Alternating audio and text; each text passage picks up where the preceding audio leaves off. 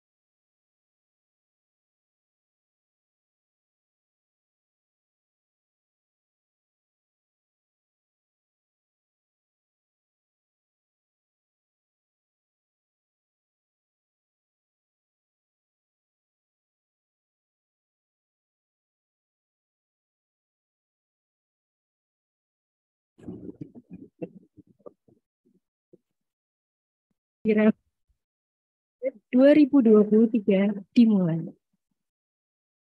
Hadirin yang kami hormati, syukur alhamdulillah atas kehadiran Allah Subhanahu wa taala yang telah melimpahkan nikmat dan karunia-Nya sehingga kita dapat mengikuti acara FGD pengguna lulusan dan stakeholder internal eksternal dengan mengusung tema evaluasi kurikulum dalam rangka capaian pembelajaran dan rencana pembelajaran.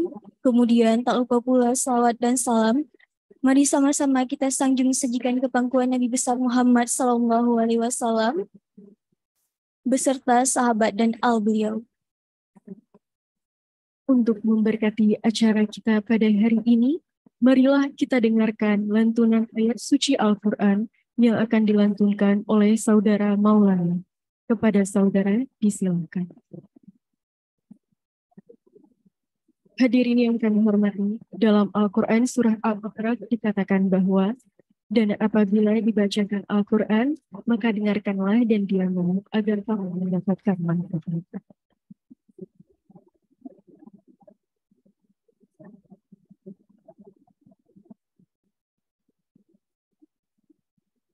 Bismillahirrahmanirrahim. Assalamualaikum warahmatullahi wabarakatuh.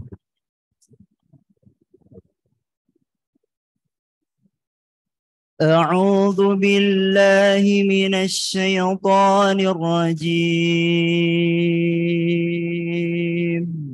بسم الله الرحمن الرحيم.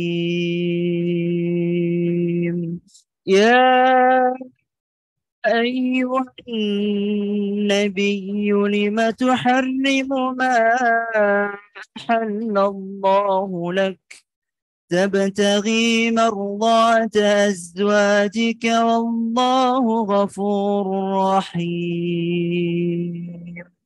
قد فرض الله لكم تحلة أيمانكم والله مولاكم وهو العليم الحكيم.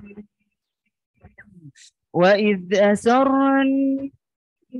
النبي إلى بعض أزواجه حديثا فلما نبأت به وأظهره الله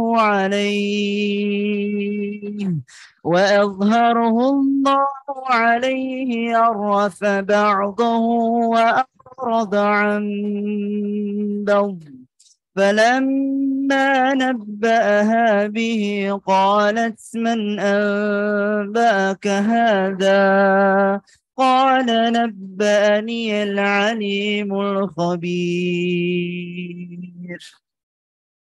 إن تتوبا إلى الله فقد صغت قلوبكما وإن تظاهروا عليه فإن الله هو مولاه وجبريل وصالح المؤمنين والملائكة بعد ذلك ظهير. عسى ربه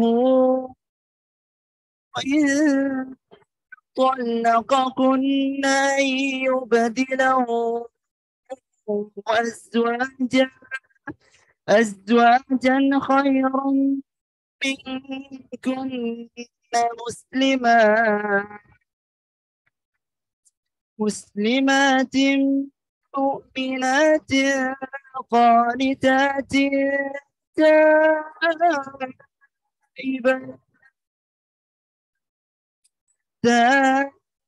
تائبات عابدات سائحات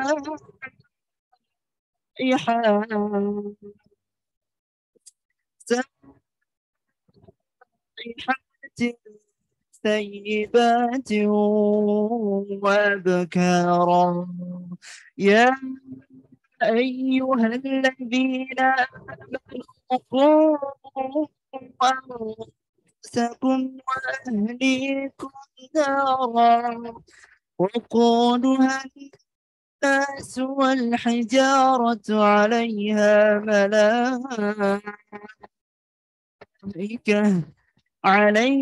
ملائكة غلاظ شداد لا يعصون الله ما أمرهم ويفعلون ما يؤمرون صدق الله العظيم. Assalamualaikum warahmatullahi wabarakatuh.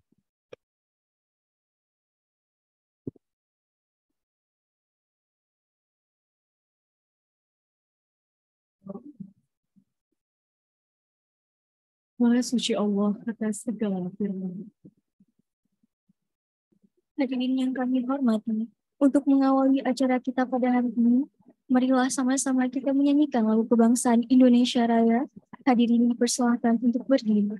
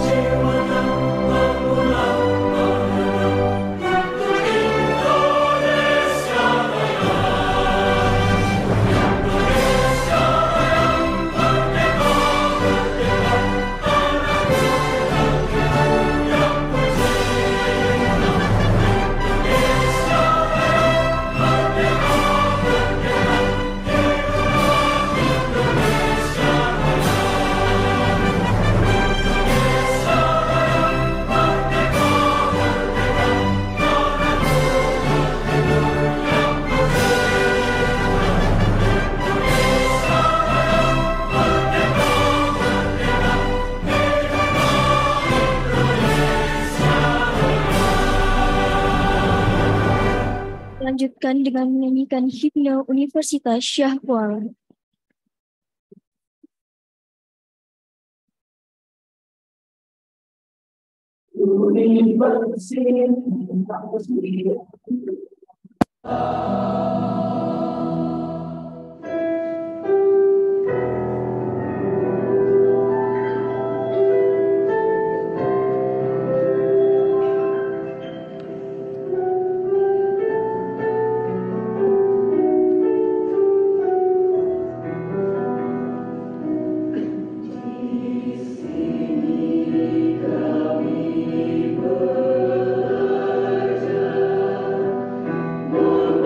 Wonder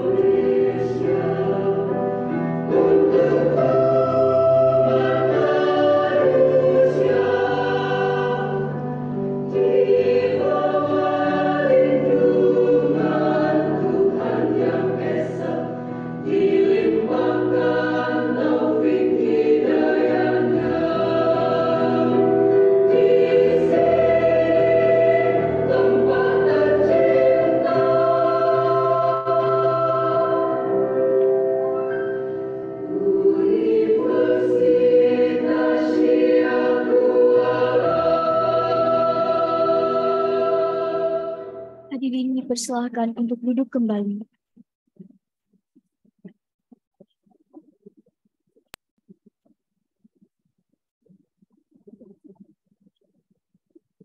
Selanjutnya, marilah kita dengarkan kata sambutan yang akan disampaikan oleh Ketua Jurusan Akuntansi Fakultas Ekonomi dan Bisnis Universitas Syekh Kuala, Bapak Profesor Dr. Heru Fahlevi, SIMSC. Kepada Bapak disilakan.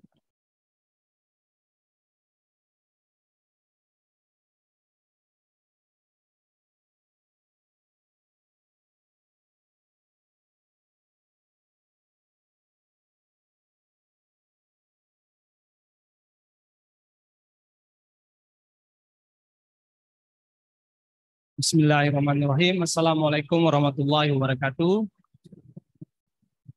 Alhamdulillahirabbil alamin wassalatu wassalamu ala asyrafil anbiya'i wal mursalin wa ala alihi wa sahbihi ajma'in.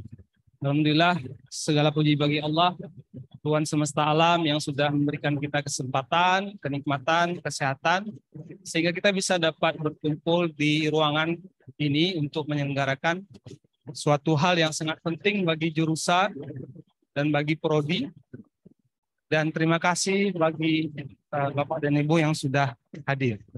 Salawat dan salam kepada baginda Rasulullah Shallallahu Alaihi Wasallam yang sudah membawa kita dari era kebodohan ke era yang berilmu pengetahuan.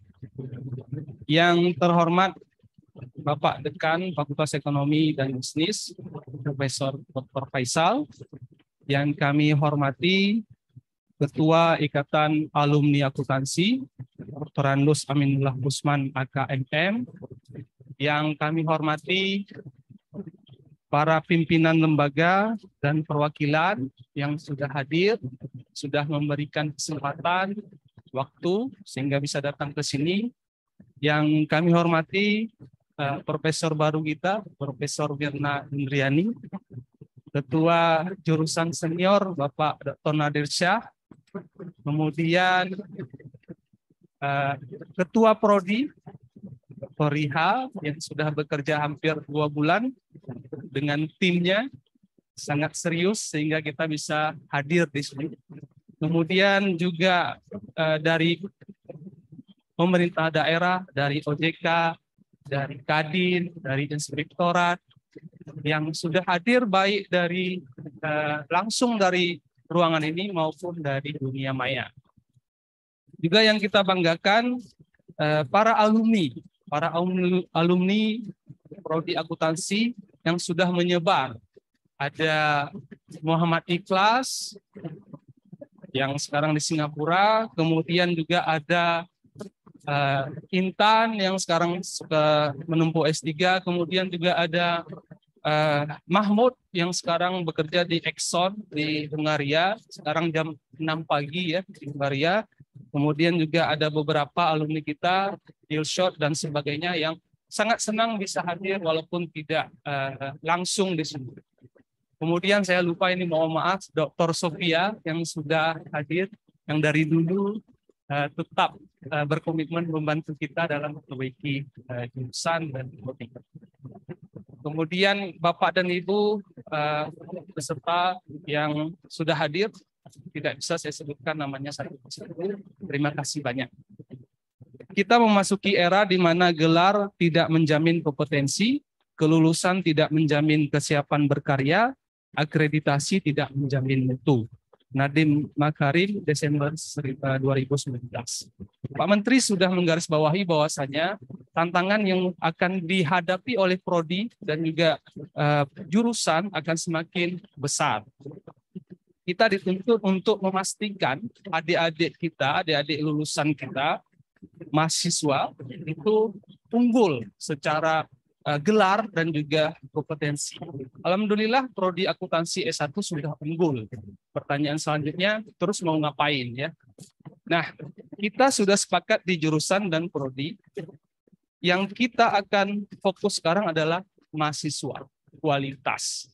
Maka kita buatlah program-program yang sudah pasti akan meningkatkan core ataupun substansi dari pembelajaran di prodi dan di jurusan. Alhamdulillah kita sudah punya 2 profesor baru dan sebelumnya kita tidak punya. Insya Allah dengan dukungan pimpinan dalam tahun ini akan bertambah 1 lagi, tahun depan insya Allah 2 lagi. Sehingga mudah-mudahan Prodi S1 Akuntansi menjadi kiblat baru untuk akuntansi di Indonesia. Kembali ke topik tadi, acara ini penting karena acara disinilah kami akan berkomunikasi, berinteraksi dengan Bapak dan Ibu alumni dan juga user. Saya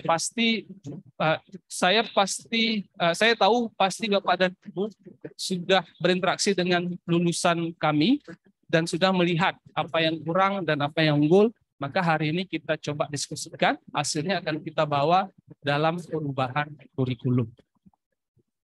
Sehingga nanti ketika selesai, ketika dipakai dalam tanda petik, tidak dalam tanda petik lagi, mentah lagi. Bisa langsung bekerja. Banyak keluhan dari para stakeholder, alumni kita ini IPK-nya bagus, tapi ketika kerja mulai lagi dari nol. Itu akan menjadi biaya juga bagi perusahaan dan juga Pemda.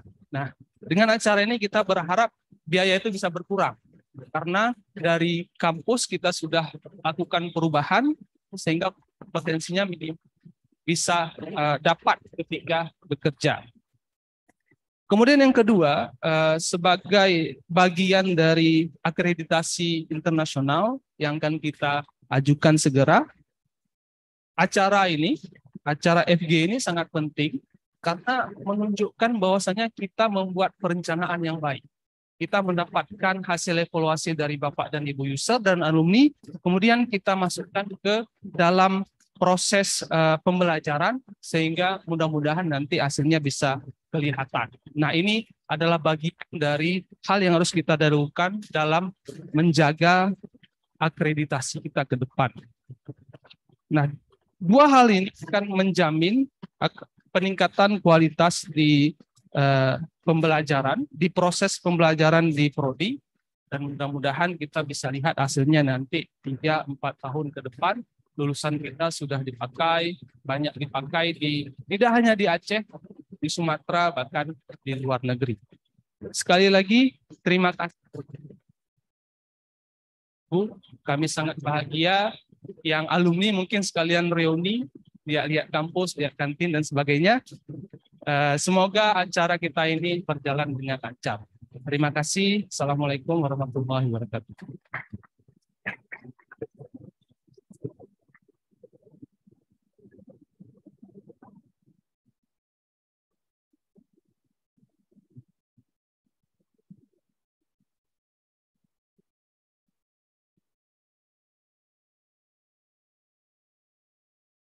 Terima kasih kepada Bapak Profesor Dr. Heru Palevi yang telah menyampaikan kata sambutan. Selanjutnya, marilah sama-sama kita mendengarkan kata sambutan oleh Bapak Aminullah Usman SIAK CAMN, selaku Ketua Ikatan Alumni Akuntansi Fakultas Ekonomi dan Bisnis Universitas Syah Kuala. Kepada Bapak dipersilahkan.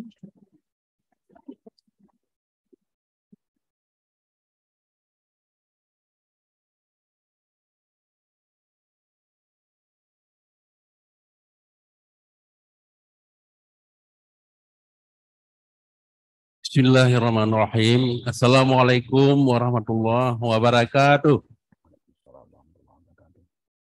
Hamdan wa syukran lillah, salatan wa salaman ala rasulillah, wa ala alihi wa sahbihi wa mawalah.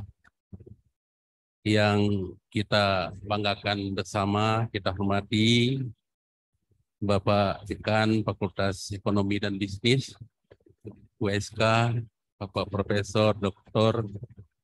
Faisal SI MSI MA yang juga ikut bersama kita walaupun tidak langsung. Yang saya hormati Ibu Darwanis, Dekan 1 Fakultas Ekonomi dan Bisnis, dan seluruh jajaran Fakultas Ekonomi dan Bisnis yang hadir. Yang saya hormati Ketua Jurusan Akuntansi Bapak Profesor Dr. Heru Palevi, SIMSI. Selamat Pak, sudah menjadi profesor. Tadi baru saya tahu, kita berikan aplaus kepada beliau.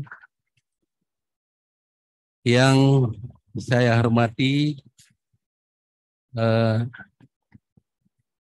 pimpinan OJK atau yang mewakili, yang perwakilan dari pemerintah daerah, ada Direktur Utama Hikmah Wakilah Pak Sugito, dan juga Sekjen dari Masyarakat Ekonomi Syariah. Ada perwakilan dari MPD Kota Banda Aceh Pak Hamdani, ada perwakilan dari Mahira Muamalah Pak Mufid. Yang saya hormati tentunya teman-teman alumni yang tidak saya sebutkan satu persatu, para pemateri yang akan menuntaskan acara kita pada pagi hari ini. Tentu semua hadirin, barangkali juga mahasiswa, hadirin sekalian yang berbahagia, mohon maaf, para akademisi, mungkin ada yang tidak saya sebutkan satu persatu, mohon maaf, semua yang hadir, pakar kurikulum, semua yang hadir di sini yang saya muliakan. Pertama-tama, marilah kita memanjatkan puji syukur kehadirat Allah Subhanahu wa Ta'ala. Alhamdulillah, kita pada hari ini semua mendapat undangan dari Bapak Dekan dalam rangka FGD, pengguna, lulusan, dan stakeholder internal eksternal, dengan tema evaluasi kurikulum dalam rangka capaian pembelajaran dan rencana pembelajaran Prodi S1 Akuntansi Fakultas Ekonomi dan Bisnis Universitas Kuala. Selamat dan salam, marilah kita sanjungkan kepangkuan alam di Muhammad sallallahu alaihi wasallam. Bapak Ibu hadirin sekalian yang berbahagia, saya mewakili dari alumni menyampaikan terima kasih banyak. Saya alumni 1978, mungkin banyak yang belum lahir di sini, dan tamat 1986, merupakan letting pertama di sini, ya, jurusan akuntansi di tahun wisuda pertama tahun 1986. Dan saya sampai dengan saat ini dipercayakan oleh teman-teman alumni Ikatan Akuntansi Fakultas Ekonomi dan Bisnis Universitas Kuala sebagai ketua, dan juga ada hadir juga pengurus termasuk Pak Mufid. Saya ucapkan terima kasih atas kepercayaan dan kesempatan untuk menyampaikan beberapa hal dalam rencana FGD yang akan dilaksanakan ini. Dan sekalian yang berbahagia, tadi sudah disampaikan bahwa perubahan kurikulum ini memang sudah waktunya, saya rasa. Sudah waktunya harus dilaksanakan. Karena dengan perubahan kurikulum yang diharapkan adalah, selamat datang Pak. Dengan perubahan kurikulum nantinya diharapkan yang pertama sekali akan meningkatkan nilai jual mulai dari universitas, kemudian fakultas, jurusan, dan bahkan mahasiswanya. Jadi inilah yang diharapkan nantinya, maka kami alumni mewakili dari teman-teman sangat mengapresiasi langkah yang dilakukan oleh Fakultas Ekonomi dan Bisnis, dan tentu oleh Ketua Jurusan. Mohon maaf Pak Nadir tadi, lupa Pak, karena nggak kelihatan tadi. Ini dilakukan, tentu kita sangat mengapresiasi. Ini adalah sebuah langkah untuk mengimbangi ke depan agar baik universitasnya, fakultasnya, jurusannya, dan juga mahasiswanya yang akan tamat di sini menjadi luar biasa dan betul-betul dapat menjadi pesaing bagi yang lain, ya. Kita lebih hebat yang kita harapkan. Bapak Ibu hadirin sekalian, kenapa juga ini kita perlukan? Yang pertama, yang selanjutnya adalah bahwa pengetahuan semakin hari semakin berubah dan semakin maju. Mungkin dulu kita berpikir bahwa misalnya saja kita harus selalu membaca buku, hadir di pustaka. Tetapi sekarang dengan di mana saja kita berada, kita sudah bisa mendapatkan berbagai pengetahuan dengan menggunakan media teknologi. Kemudian di samping itu adalah semakin berkembangnya teknologi sebagaimana saya sampaikan, yang tentu juga ini adalah menjadi prioritas bagi jurusan agar mampu menyesuaikan diri nanti para anak didik kita untuk bisa mengimbangi dengan perkembangan teknologi yang ada. Kemudian di samping itu kita tahu bahwa sekarang persaingan globalisasi, persaingan kesempatan kerja semakin sempit. Jadi oleh karena itu juga setiap alumni kita yang tamat dari Fakultas Ekonomi, bisnis jurusan akuntansi dan juga mungkin S2 dan sampai ke doktor, ini kita harapkan adalah alumni yang benar-benar memang bisa bersaing, selalu berada kita di atas dari yang lain sebagaimana tadi sudah disampaikan oleh ketua jurusan. Jadi ini kita lihat bahwa juga masalah kesempatan kerja yang cukup terbatas. Maka saya berharap ke depan para alumni ini tidak hanya sebagai orang yang berada di belakang meja. Ini juga kita harapkan.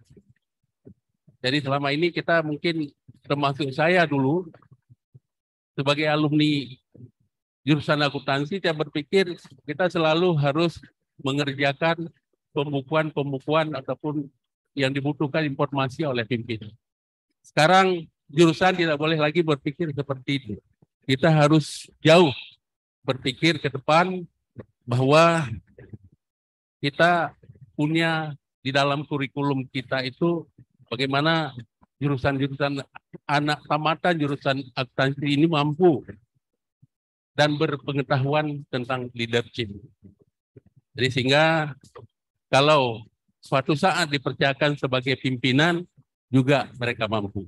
Jadi bukan sebagai istilahnya itu hanya ini mindset yang harus kita rubah. Mindset siswa kita yang nanti akan tamat harus kita rubah, tidak hanya sebagai pelaksana pembukuan, juga harus mampu menjadi leadership mungkin di dimanapun dia bertugas nantinya. Kemudian juga kita harap sekarang yang dikatakan ekonom itu mungkin sedikit yang jurusan dari akuntansi. Kebanyakan ekonom dari jurusan umum ya. Tapi kita harapkan ini adalah Universitas Syakuala Fakultas Ekonomi dan Bisnis. Kita harapkan dari fakultas ini juga akhirnya bisa dicap atau dilabelkan sebagai ekonom. Karena tentu mampu membuatkan berbagai analisis tentang moneter ataupun lain-lain sebagainya, sehingga benar-benar bisa diberikan label sebagai juga ekonom sebagaimana jurusan-jurusan yang lain. Kemudian Bapak Ibu sekalian yang berbahagia, kita melihat bahwa yang diharapkan kita ini sebagai saya mantan wali kota dan mantan Direktur Utama Bank Aceh, yang kita harapkan itu adalah setiap alumni yang tamat dari katakanlah dari jurusan akuntansi ini benar-benar siap pakai. Jadi oleh karena itu mungkin kalau selama ini teorinya 80%, prakteknya 20%, maka ini perlu disesuaikan. Begitu nanti tamat langsung bisa bekerja dan siap pakai. Nah, ini yang kita juga harapkan sehingga anak-anak mahasiswa kita yang tamat dari jurusan akuntansi sudah siap bekerja. Nah, jadi dengan banyaknya praktek-praktek di lapangan. Dan juga di samping itu nanti diharapkan juga dengan perubahan kurikulum harus diikuti dengan kualitas para pengajar. Ini tidak bisa dihindari karena menyesuaikan. Kita sudah buat kurikulum yang meningkat, mungkin bertaraf internasional, tentu juga para pengajarnya harus mampu menyesuaikan diri dengan kurikulum yang akan dilahirkan nanti oleh konsultan kita. Bapak Ibu hadirin sekalian yang berbahagia, saya merasa bahwa saya jurusan akuntansi.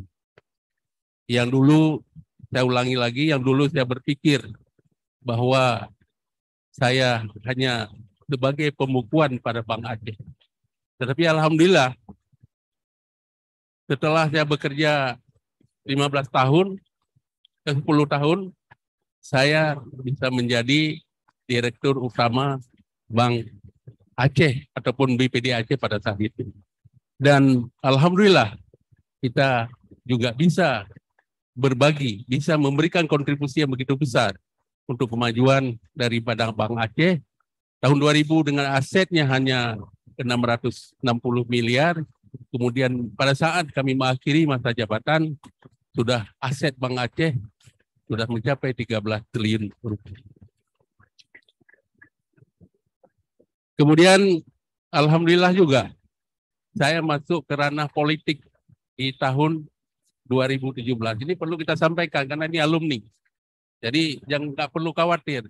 Semua ini bisa jadi wali kota, bisa jadi bupati, bisa jadi gubernur atau yang lain.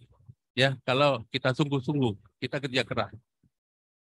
Pada saat saya menjadi wali kota Banda Aceh, banyak yang kita lakukan perubahan yang signifikan, terutama sekali angka kemiskinan hanya Banda Aceh lah satu-satunya daerah yang berada pada zona hijau. Angka kemiskinan dengan angka 7,13%.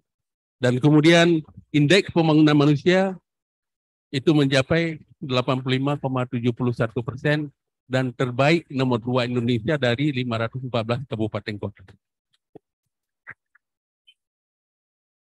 Selaku saya alumni akuntansi, saya bisa mempertahankan hasil audit BPK sebanyak 14 kali berturut-turut selama masa saya bertugas. 14 kali berturut-turut, terbanyak di Indonesia. Kemudian juga hasil survei penilaian integritas yang dilaksanakan oleh KPK. Banda Aceh adalah nomor 1 di Indonesia. Pernah nomor 1 di Indonesia di tahun 2018. Kemudian juga MCP, Monitoring Center Prevention, ini juga adalah terbaik di tingkat Aceh, nomor 1 di tingkat Aceh.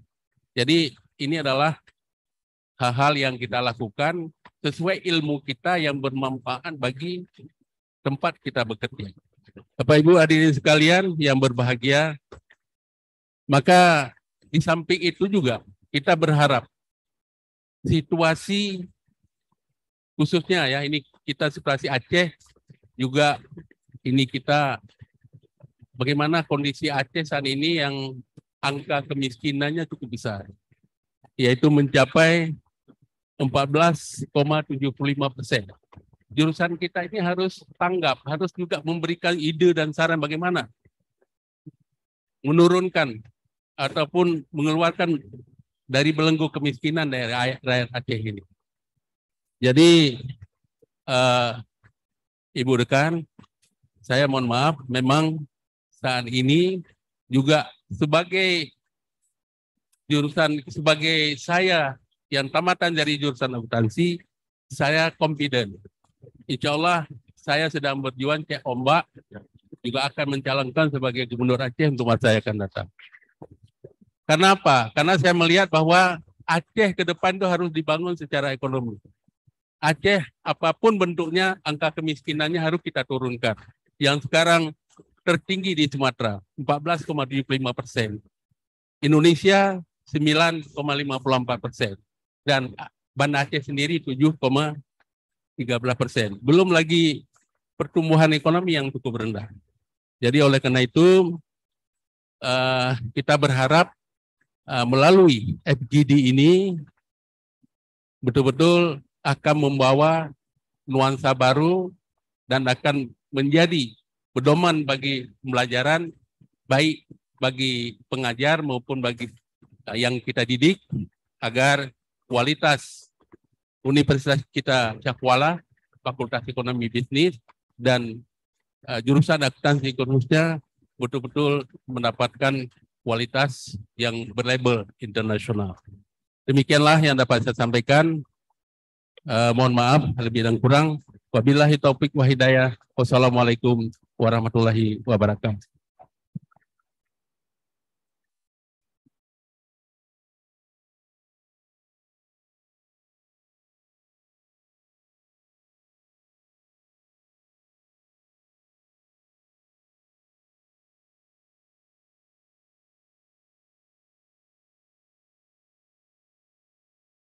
Terima kasih kami ucapkan kepada Bapak Aminullah Usman SEAK CAMM yang telah memberikan kata-kata sambutannya.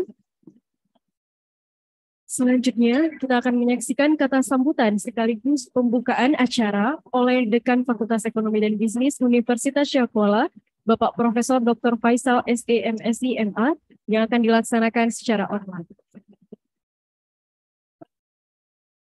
Bismillahirrahmanirrahim.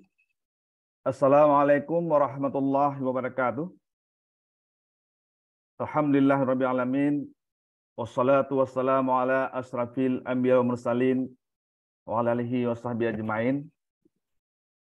Bapak Ibu hadirin dan hadirat yang kami muliakan, bersyukur kita pada Allah Subhanahu wa taala sampai hari ini Allah Subhanahu wa taala masih memberikan pada kita nikmat umur, kesehatan dan juga kesempatan untuk bisa bersama-sama hadir ya dalam rangka pelaksanaan salah satu kegiatan penting pada jurusan akuntansi pada hari ini, yaitu FGD pengguna lulusan dan stakeholder internal eksternal yang ini memang sudah lama digagas sebagai bagian dari perubahan kurikulum untuk mengikuti kebutuhan user dan pasar yang setiap saat terus berubah. Salam dan salam kita sampaikan kepada Rasulullah SAW beserta keluarga dan sahabat-sahabat beliau sekalian. Mudah-mudahan kita yang hadir baik secara luring di Balai Sidang Fakultas Ekonomi dan Bisnis maupun yang hadir secara daring, termasuk dalam golongan orang-orang yang nantinya mendapatkan syafaat dari Rasulullah SAW. Bapak Ibu hadirin dan hadirat yang kami muliakan, penghormatan kami yang pertama kepada seluruh tamu undangan yang telah hadir pada hari ini, baik secara daring maupun secara luring. Yang pertama kepada Ketua Ikatan Alumni Jurusan Akuntansi, Bapak Haji Aminullah Usman. Terima kasih Bapak yang telah berkenan hadir pada hari ini. Yang kami hormati Bapak pimpinan lembaga, badan, baik dari pemerintah daerah maupun dari berbagai unsur stakeholder eksternal ya, yang saya lihat hadir baik dari perusahaan multinational corporation maupun dari berbagai perusahaan yang ada di Aceh, ada dari Bank Aceh saya lihat ya. Kemudian Bapak dari Inspektorat juga, dari BPKP, Bapak dari OJK, seluruh para tamu undangan kami yang mungkin tidak dapat kami sebutkan satu persatu, yang kami hormati para wakil dekan, ketua dan sekretaris jurusan, seluruh koordinator program studi, yang kami banggakan tentunya seluruh alumni, baik yang hadir ya secara langsung di Balai Sidang maupun yang pada saat ini mungkin berada di luar negeri, yang tidak dapat hadir secara langsung, dan seluruh tim task force, penyusunan kurikulum jurusan ekonomi akuntansi, serta para mahasiswa yang berbahagia. Tentu pada kesempatan yang pertama ini, kami selaku dekan Fakultas Ekonomi dan Bisnis mengucapkan terima kasih atas kehadiran Bapak Ibu semua pada hari ini dalam rangka pelaksanaan salah satu kegiatan penting di Fakultas Ekonomi dan Bisnis. Yang ini tentu tidak akan bisa dilaksanakan tanpa adanya komitmen yang kuat daripada Bapak Ibu, para alumni maupun para user yang ingin melakukan berbagai perubahan tentunya terhadap peningkatan daya saing lulusan di masa akan datang, khususnya yang ada di jurusan ekonomi akuntansi tersebut. Bapak Ibu hadirin dan hadirat yang kami muliakan, yang pertama tentu kami sekali lagi pada kesempatan ini mengucapkan selamat ya kepada jurusan akuntansi atas terbitnya SK Guru Besar. Yang pertama Pak Prof. Dr. Heru ya. Ini harus kita berikan ucapan selamat karena ini Prof termuda nih Bapak Ibu sekalian. Jadi kalau di USK Prof termuda itu 31 tahun hari ini dari Fakultas Ekonomi dan Bisnis, Prof. Dr. Heru ya. Kemudian juga untuk Fakultas Ekonomi dan Bisnis selama 63 tahun ini kita baru kali ini mendapatkan Prof wanita pertama. Ini juga selamat ini kepada Ibu Prof Mirna Indriani, ini luar biasa ya. Sebelumnya kita ada almarhum Bapak Dr. Hasan Basri. Setelah beliau berpulang rahmatullah, kita kekurangan guru besar ya untuk jurusan akuntansi. Alhamdulillah hari ini bertambah 2 lagi. Dan insya Allah dalam proses itu ada Ibu calon guru besar Ibu Yosi ya. Kemudian yang sedang dalam proses kita tunggu ini Pak Nadir. Mudah-mudahan dalam waktu dekat juga segera mengajukan kenaikan jabatan guru besar ya. Ada juga Pak Aliasudin ya, yang kami sedang menunggu juga ini untuk di berkas di PPAK Fakultas untuk kita teruskan ke PPAK Universitas. Bapak Ibu hadirin dan hadirat yang kami muliakan, Bapak Ibu dosen yang berbahagia, bahwa kegiatan yang kita laksanakan hari ini tentu tidak akan mungkin ya kita lakukan. Yang pertama jika tidak hadir 2 unsur utama. Yang pertama adalah faktor eksternal. Nah, tentu dalam kesempatan ini kami sekali lagi ingin mengucapkan terima kasih kepada narasumber kita pada hari ini. Ini ada Ibu Dr. Sofia yang senantiasa membantu kami ini dari Badan Jaminan Mutu ya. Kemudian ada Bapak Muhammad Ikhlas juga ya. Tadi saya lihat di dalam list tamu undangan hadir ya. Terima kasih banyak Bapak Ibu narasumber yang memfasilitasi proses revisi kurikulum pada hari ini. Bapak Ibu hadirin dan hadirat yang berbahagia, dapat kami sampaikan bahwa revisi kurikulum itu hanya dapat dilakukan dengan catatan yang pertama adalah ada perubahan-perubahan yang besar ya yang terjadi di dalam lingkungan eksternal, baik itu perubahan regulasi, kemudian perubahan ilmu pengetahuan, kemudian juga perubahan teknologi dan informasi yang itu kemudian menyebabkan kurikulum yang kita gunakan itu sudah tidak relevan lagi dengan kebutuhan user terutama ya atau para pengguna kerja. Nah, kemudian kalau kita lihat di dalam reakreditasi program studi, ya, itu di dalam kriteria 6, ya, itu dengan tegas disebutkan bahwa prodi itu wajib melakukan revisi kurikulum itu dengan melibatkan pihak eksternal, yang itu dilakukan setiap periode. Jadi kalau dulu itu 4 tahun sekali, kalau sekarang nggak lagi 4 tahun sekali. Kenapa? Karena perubahan dinamika itu sangat cepat, perubahan ilmu pengetahuan dan teknologi luar biasa cepatnya. Sehingga kurikulum yang ada itu tidak mungkin lagi kita tunggu harus 4 atau 5 tahun. Padahal kurikulum tersebut ya, itu harus berisi yang pertama materi pembelajaran yang mutakhir ya, atau yang kontemporer yang tentu relevan dengan kebutuhan ekonomi dan bisnis di masa depan.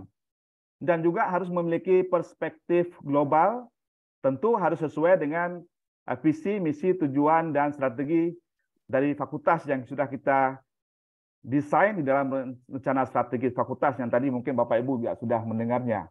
Nah, sehingga dalam rangka mencapai hal tersebutlah kemudian kita pada hari ini, khususnya jurusan ilmu akuntansi, itu ingin mendapatkan kembali informasi-informasi terbaru dari Bapak Ibu ya, terkait dengan bagaimana kita merevisi kurikulum yang ada tersebut. Dan masukan-masukan yang akan Bapak Ibu berikan itu nanti akan dicatat di dalam notulensi rapat yang itu kemudian akan dipertanyakan juga nanti oleh para asesor ya kalau nanti akan dilakukan reakreditasi berikutnya. Dan setelah kurikulum itu disusun nantinya, maka implementasi kurikulum itu diharapkan itu dapat menjamin akuisisi dan pengembangan kompetensi mahasiswa. Kemudian juga diharapkan bisa memfasilitasi keterlibatan aktif mahasiswa baik dalam proses pembelajaran, kemudian juga dalam interaksi antara mahasiswa nanti dengan seluruh stakeholders pada saat mereka bekerja.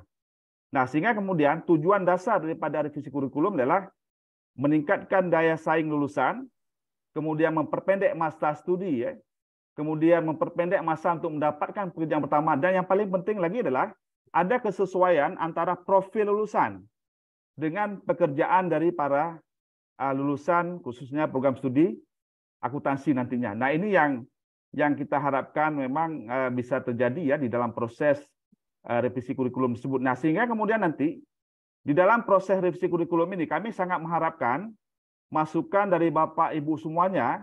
Yang pertama ya, revisi itu bisa dilakukan ada pertambahan mata kuliah, bisa jadi. Mungkin ada mata kuliah baru yang menurut Bapak Ibu itu dibutuhkan, tapi memang belum ada dalam struktur kurikulum jurusan akuntansi. Itu mohon kalau ada bisa kita tambahkan. Nah, kemudian yang kedua, itu dimungkinkan juga kalau Bapak Ibu memandang bahwa ada perlu penambahan konsentrasi baru di prodi akuntansi yang ini mungkin belum ada untuk mengakomodir begitu besar kebutuhan pasar, maka ini juga menjadi salah satu wadah untuk kita tampung yang kemudian itu bisa kita lanjuti. Seperti misalnya kemarin kalau di jurusan ekonomi manajemen, itu kita sudah membuka konsentrasi manajemen syariah.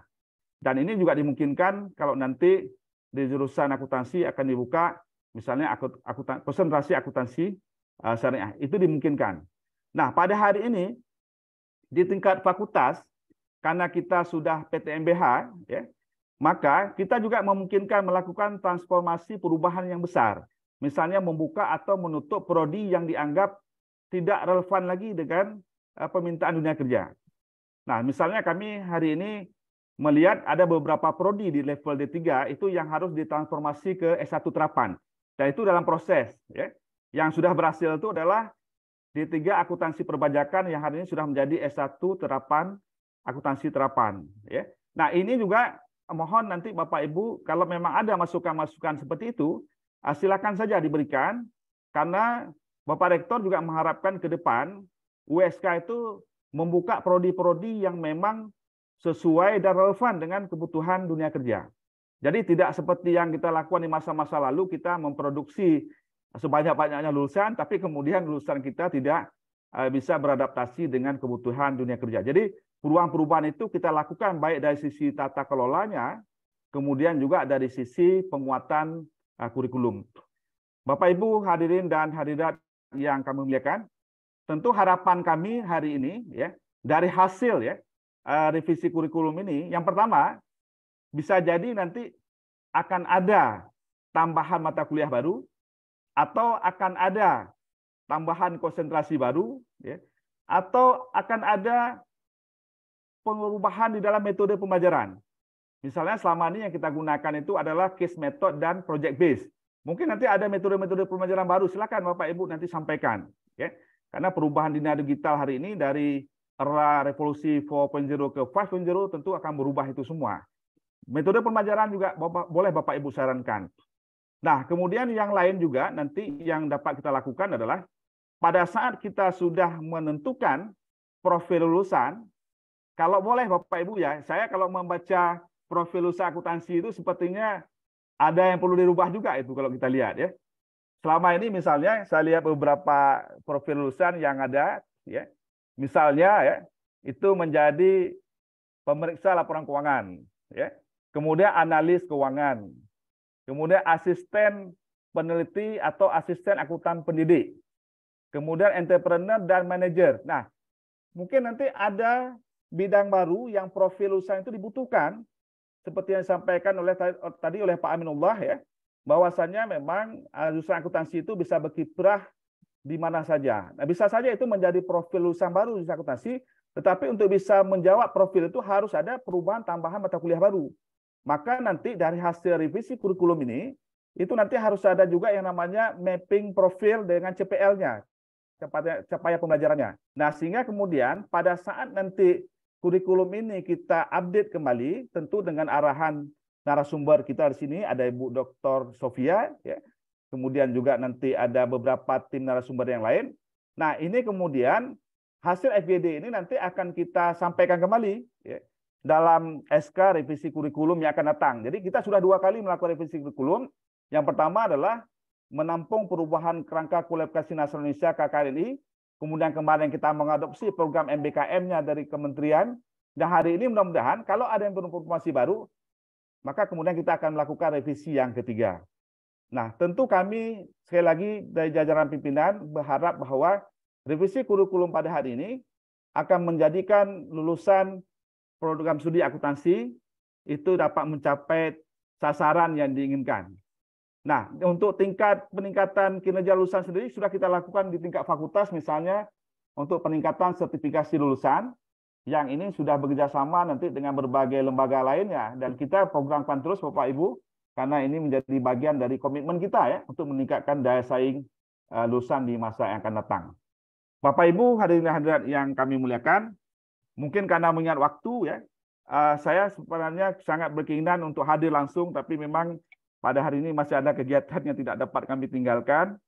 Mudah-mudahan apa yang kita bahas di dalam revisi kurikulum pada hari ini betul-betul nanti bisa menghasilkan kurikulum baru, program studi akuntansi, yang itu nanti akan didokumentasikan, yang akan dicek nanti pada saat pelaksanaan reakreditasi yang akan datang, di mana kita akan melakukan reakreditasi internasional ya untuk HIEX tahun 2024. Mudah-mudahan ini menjadi salah satu kontribusi besar ya. Dan kemudian juga harapan kita adalah agar kurikulum baru ini nanti memang match ya dengan kebutuhan para user, khususnya pada pengguna kerja yang ada di Indonesia. Mungkin demikian beberapa hal yang dapat kami sampaikan. Dengan mengucapkan Bismillahirrahmanirrahim, FGD, pengguna lulusan, dan stakeholder internal eksternal program studi S1 Akuntansi Fakultas Ekonomi dan Bisnis Universitas Syakuala tahun 2023 dengan tema evaluasi kurikulum dalam rangka capaian pembelajaran dan rencana pembelajaran. Pada hari ini Rabu 15 Maret 2023 kami nyatakan dengan resmi dibuka. Semoga kita semua dapat bekerjasama dengan baik dan saling mendukung agar acara FGD kurikulum pada hari ini dapat berjalan dengan sukses dan lancar, serta memberikan manfaat yang besar bagi kita semua. Bapak Ibu yang kami muliakan, selamat mengikuti FGD. Semoga kegiatan pada hari ini mendapatkan ridha dari Allah Subhanahu wa taala.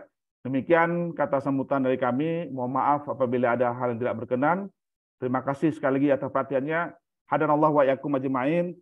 Wassalamualaikum warahmatullahi wabarakatuh. Terima kasih kepada Bapak Profesor Dr. Faisal yang telah membuka acara kita pada hari ini. Hadirin sekalian, selanjutnya marilah kita mendengarkan pembacaan doa yang akan dipimpin oleh Saudara Maulana. Kepada saudara dipersilahkan.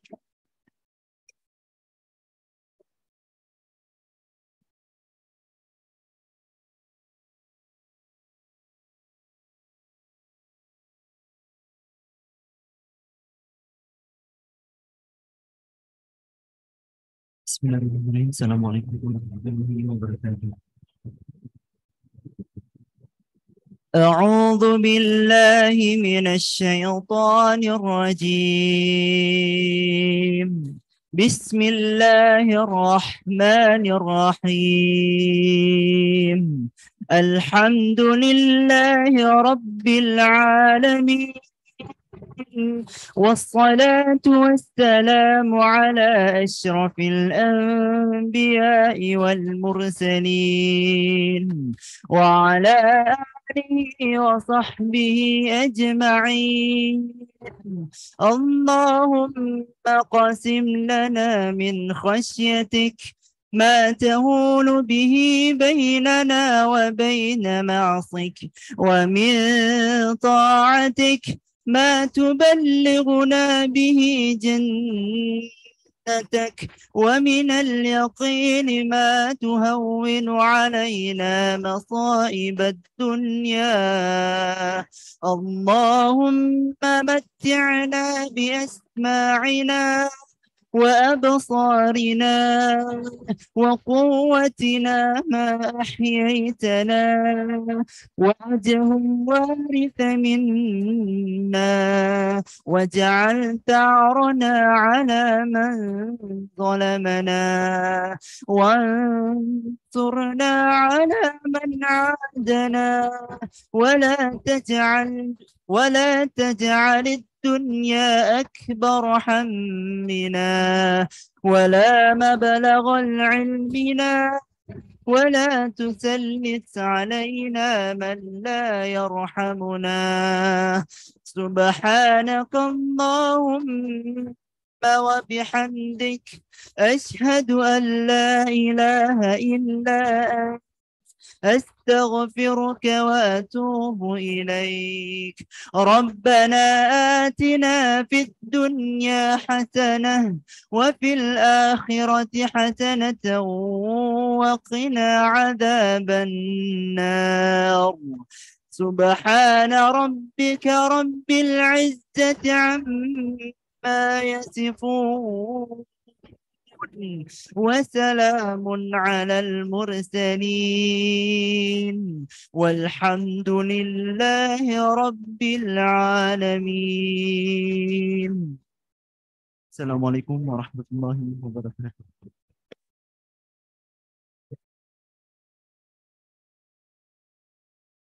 Terima kasih kepada Saudara Maulana.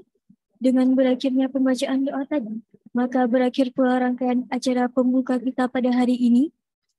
Selanjutnya, kita memasuki rangkaian acara inti kita pada hari ini, yaitu FGD pengguna lulusan dan stakeholder internal eksternal mengusung tema evaluasi kurikulum dalam rangka capaian pembelajaran dan rencana pembelajaran, di mana acara ini nantinya terbagi menjadi 2 sesi, yaitu sesi presentasi dan sesi curah pendapat dan diskusi. Acara selanjutnya akan dipandu secara langsung oleh Ibu Raida Puadi SIAKMMCA selaku moderator kita pada hari ini. Kepada Ibu Raida, waktu dan tempat dipersilakan.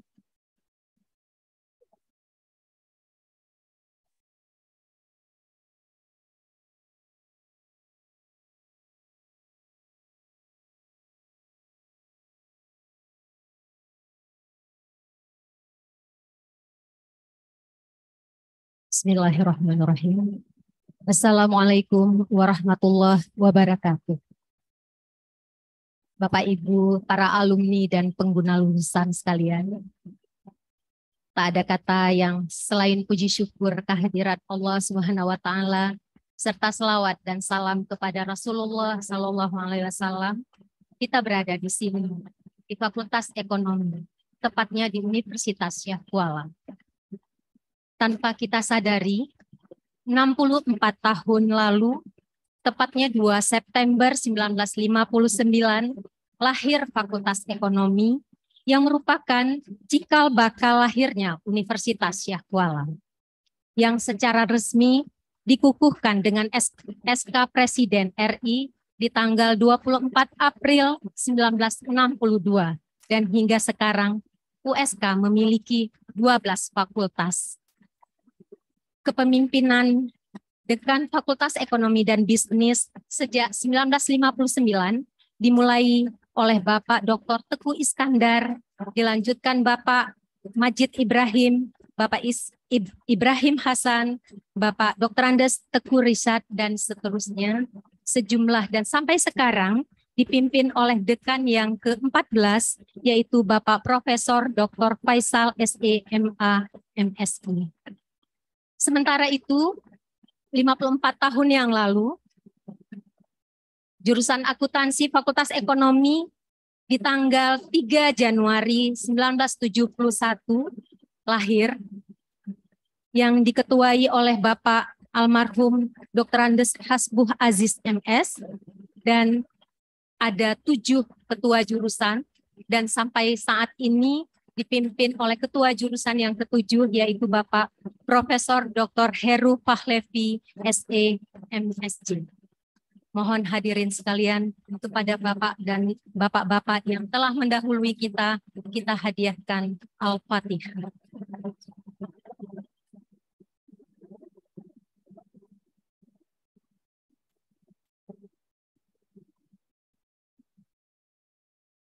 Amin. Bapak-bapak, Ibu peserta FGD yang hadir di balai sidang, acara ini seperti sebagaimana tadi disampaikan bahwa akan dilakukan secara offline dan online. Hari ini kita melakukan kegiatan yang sangat penting, khususnya untuk jurusan ekonomi, Fakultas Ekonomi, yaitu fokus group discussion, pengguna lulusan, dan stakeholder internal eksternal, di mana evaluasi kurikulum dalam rangka capaian pembelajaran dan rencana pembelajaran. Program studi jurusan ekonomi akuntansi Fakultas Ekonomi dan Bisnis Universitas Syekh Kuala. Tanpa saya memperpanjang waktu, baiklah, berikut ini kita panggilkan narasumber kita. Yang pertama adalah Ibu Dr. Indayani, SE, MSI. Silakan.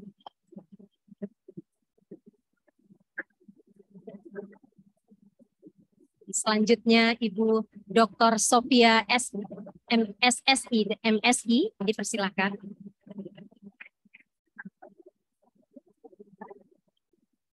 Bapak Ibu peserta FGD sekalian, barangkali akan banyak hal yang dapat kita dengarkan dari kedua ibu-ibu hebat ini, hebat di fakultas, hebat di universitas, dan hebat di rumah. Baik, langsung saja kepada Ibu Dr. Indayani, SE, MSI, dipersilakan. Ibu Dr. Indayani, SE, MSI, AKCE, merupakan dosen jurusan akuntansi Fakultas Ekonomi dan Bisnis Universitas Syekh Kuala dan sekarang sebagai Ketua Lab Akuntansi Fakultas Ekonomi dan Bisnis USK, di mana sejak SD sampai SMP, SMA-nya di Banda Aceh dan menamatkan S1 juga di Fakultas Ekonomi, S2 juga di Universitas Syekh Kuala dan S3-nya di Universitas Diponegoro. Silakan.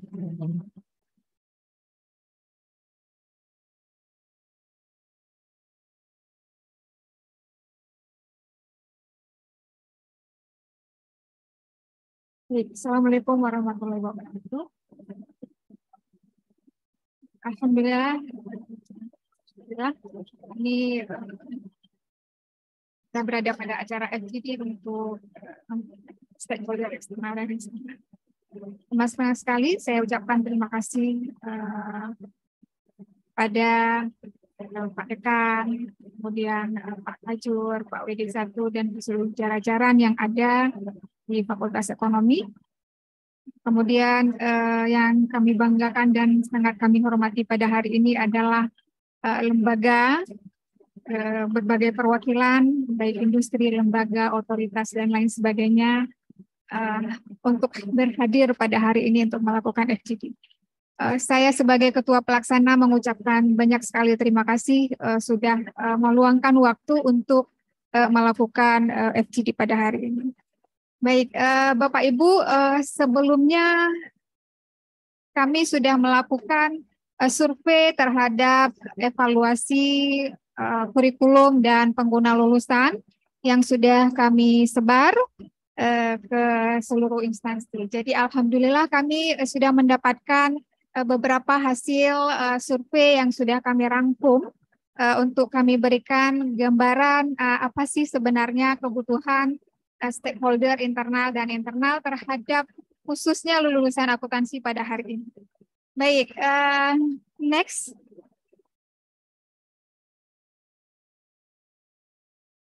Oke, jadi outline survei yang kami lakukan terdiri dari 6 hal, ya, dan dari survei tersebut kami ingin mengangkat yang pertama itu adalah arah dan dituju oleh program studi S1 akuntansi. Kemudian yang kedua adalah profil program studi S1 akuntansi.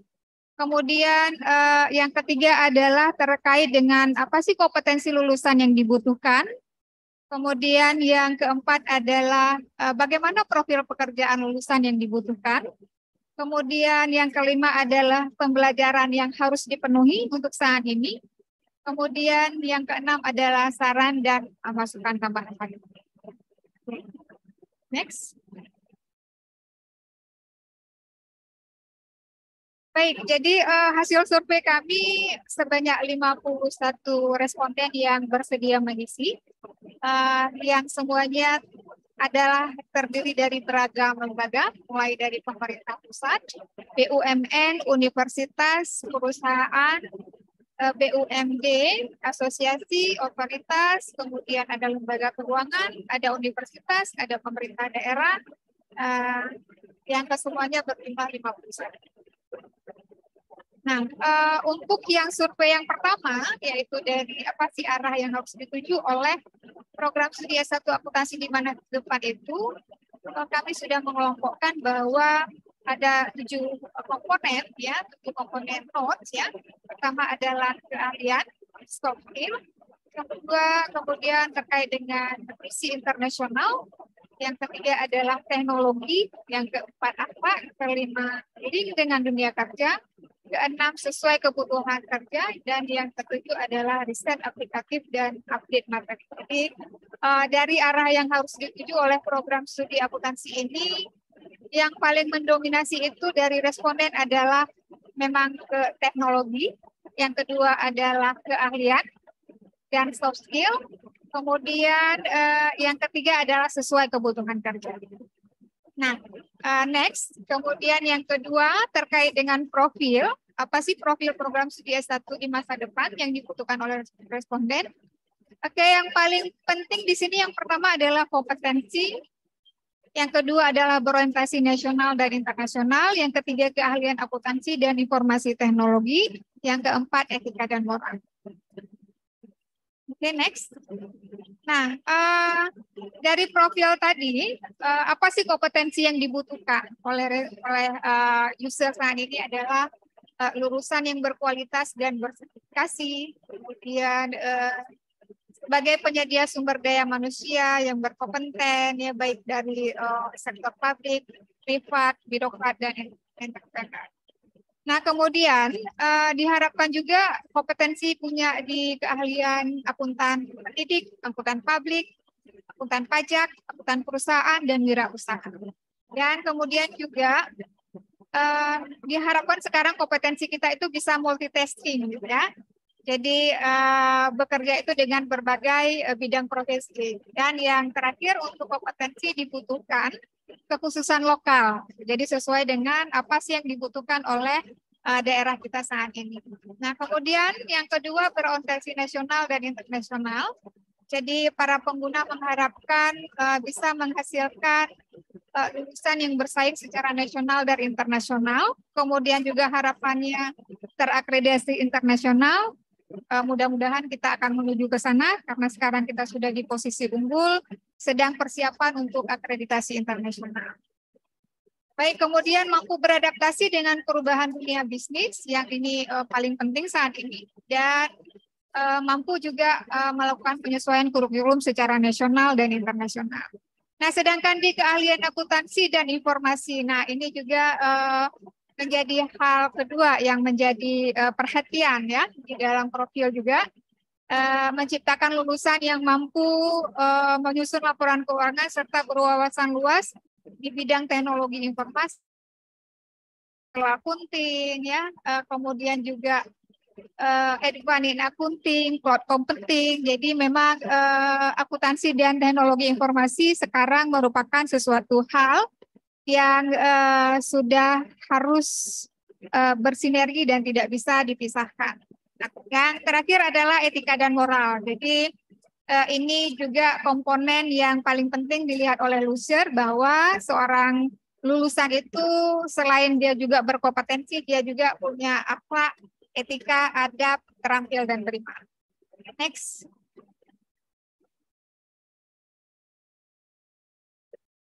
Baik, Bapak Ibu, kemudian yang ketiga, hasil survei kami terhadap apa sih kompetensi yang dibutuhkan oleh lulusan. Ya. Nah, yang pertama mendominasi lagi ini, teknologi dan sistem informasi. Kemudian kebutuhan akan pengetahuan akuntansi privat dan pemerintah yang lebih advance. Gitu ya. Kemudian adalah hard skill dan keahlian teknikal. Kemudian soft skill. Kemudian adalah public speaking.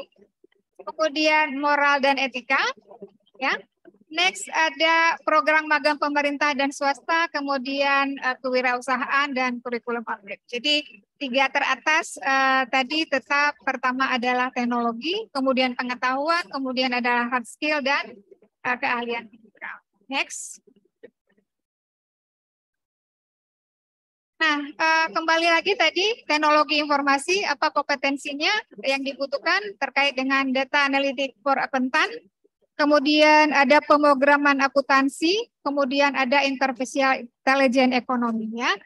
Nah, kemudian dibutuhkan juga kompetensi on advanced analytic for testing teknik berbasis IT. Dan kemudian bagaimana lulusan itu mampu menggunakan teknologi untuk memecahkan masalah-masalah akuntansi, masalah auditing, dan tata kelola. Nah, kemudian terkait dengan pengetahuan akuntansi privat dan pemerintah yang dibutuhkan, ya. Jadi masih juga yang pertama terkait dengan sistem informasi akuntansi, kemudian adalah tentunya terkait dengan di FRS, standar akuntansi keuangan yang menjadi core kompetensi. Kemudian ada pengetahuan akuntansi digital accounting dan artificial intelligence juga. Kemudian di samping mampu menganalisis konsep teoritis bidang akuntansi yang bersifat khusus, kemudian juga untuk specifically mungkin ini pemerintah ada yang memasukkan tanggapan bahwa terkait dengan pengetahuan pengadaan barang dan jasa di sektor pemerintah. Oke, next. Nah, kemudian public speaking yang dibutuhkan adalah kemampuan berbahasa Inggris dan pemahaman terhadap istilah-istilah akuntansi. Sedangkan dalam moral dan etika masih diharapkan mempunyai dan mengembang nilai-nilai kejujuran, etika, dan profesional. Oke, selanjutnya adalah program magang pemerintah dan swasta. Juga di sini diharapkan mungkin mahasiswa kita itu sektornya itu beragam gitu ya. Jadi tidak hanya pemerintah saja, tetapi juga perusahaan-perusahaan yang berskala nasional yang bisa di-entry oleh mahasiswa kita untuk melakukan proses pemagangan. Oke, next. Nah, kemudian terkait dengan kurikulum update. Kurikulum update diminta untuk menyesuaikan dengan sertifikasi. Kemudian mata kuliahnya juga harus sesuai dengan perkembangan terkini. Kemudian perlu materi penugasan, penyusunan pembahasan secara komprehensif yang disusun secara mandiri dengan mempelajari kasus-kasus besar yang booming di dunia bisnis. Jadi memang mahasiswa kita itu diharapkan punya sense ya terhadap apa sih fenomena yang saat ini terjadi dan bagaimana mereka itu memutuskan atau menganalisis terhadap fenomena tersebut. Nah, dapat menyesuaikan mata pelajaran yang menyesuaikan dengan kebutuhan keistimewaan Aceh. Jadi di sini specifically ada yang memasukkan bahwa misalnya di sini sektor migas gitu ya. Jadi mahasiswa kita diharapkan mereka juga punya core kompetensi spesifik dengan standar-standar migas, bagaimana penerapannya dan lain sebagainya dalam perspektif akuntansi. Oke. Next, kemudian yang keempat, hasil survei kami terhadap profil pekerjaan lulusan yang dibutuhkan oleh user. Ya, jadi bidang keahlian itu baik staf auditor internal, kemudian staf akunting dan pelaporan, staf anggaran, dan staf perpajakan serta staf keuangan tentunya. Kemudian mereka itu diharapkan paham terhadap proses akuntansi dan sistem akuntansi yang diterapkan oleh perusahaan BUMN maupun BUMD.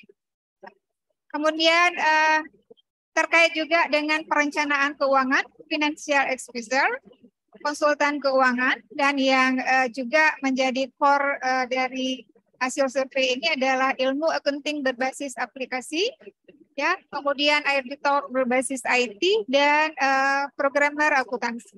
Nah, kemudian juga di bidang keahlian dibutuhkan lulusan multitasking yang mampu berkomunikasi dan berkolaborasi, kemudian mampu memecahkan masalah yang kompleks.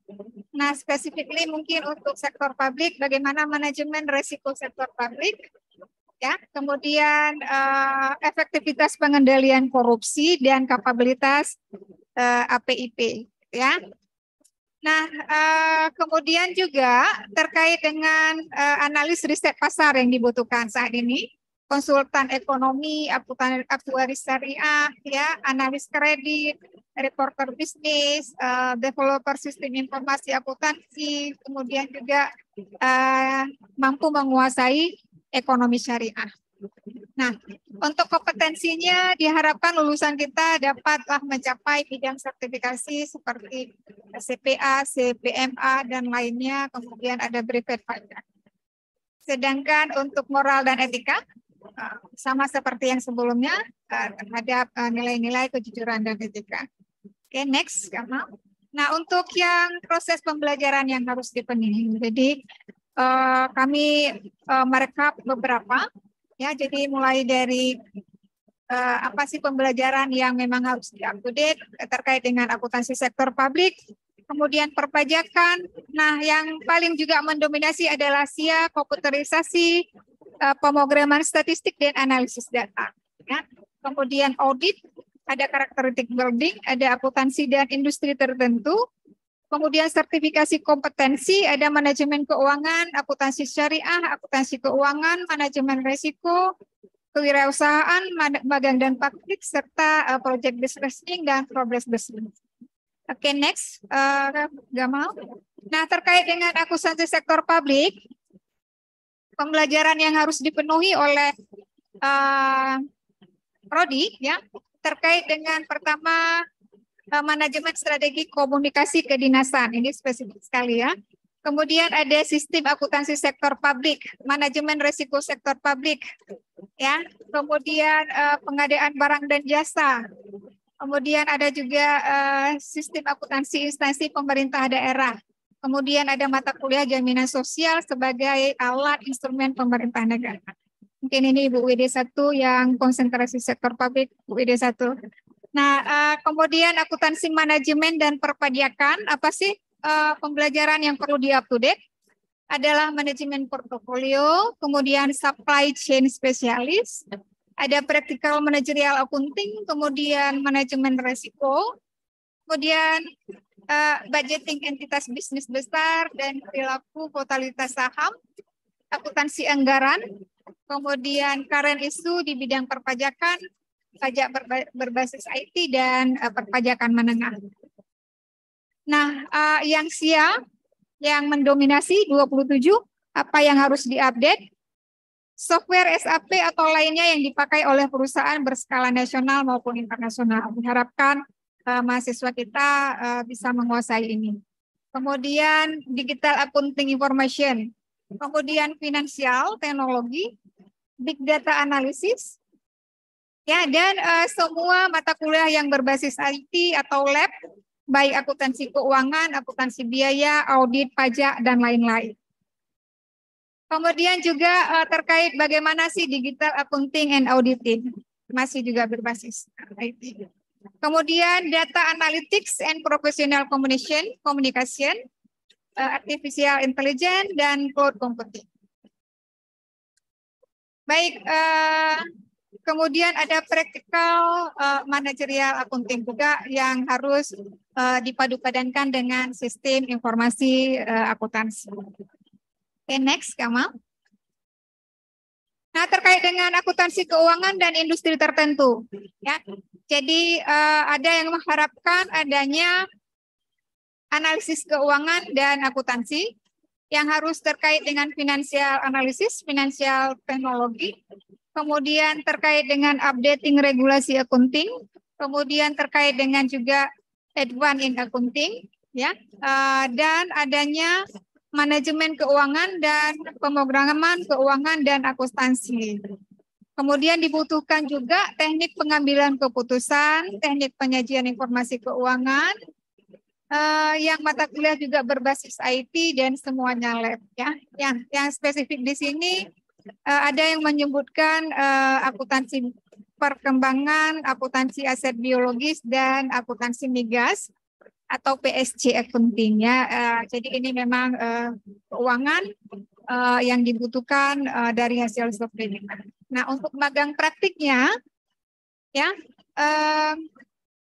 di sini fokus on practice, kemudian terkait dengan dunia kerja, kemudian mengirimkan mahasiswa kita untuk proses magang, internship, atau on the job training yang sifatnya aplikatif, tidak hanya memenuhi prasyarat lulus semata. Jadi mereka memang setelah magang itu mereka dapat sesuatu dari perusahaan atau instansi yang mereka magang, gitu ya.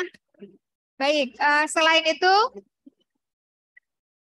mahasiswa juga harus diberikan gambaran terkait dunia kerja pada praktiknya yang bersifat khusus melalui program sharing session dengan mengundang para praktisi di bidang ahlinya. Jadi ini juga sudah diserap oleh Prodi ya dengan menghadirkan mata kuliah dari praktisi yang melakukan praktek sesuai dengan mata kuliah tersebut.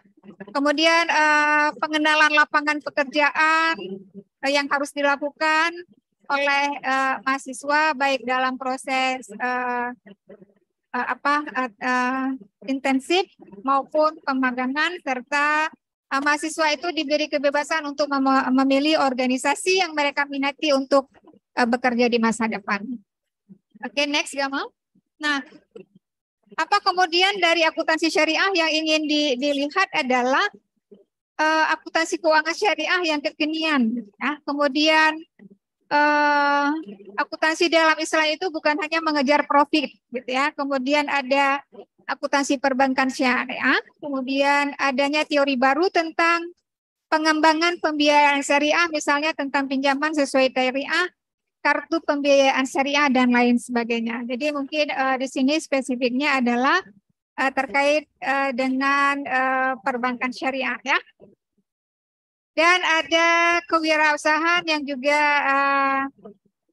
diminta untuk diupdate terkait pembelajaran. Kemudian juga basis pembelajaran kita harus project based learning dan problem based learning. Dan yang terakhir juga di dalam pembelajaran kita juga harus menekankan adanya etika dan profesi.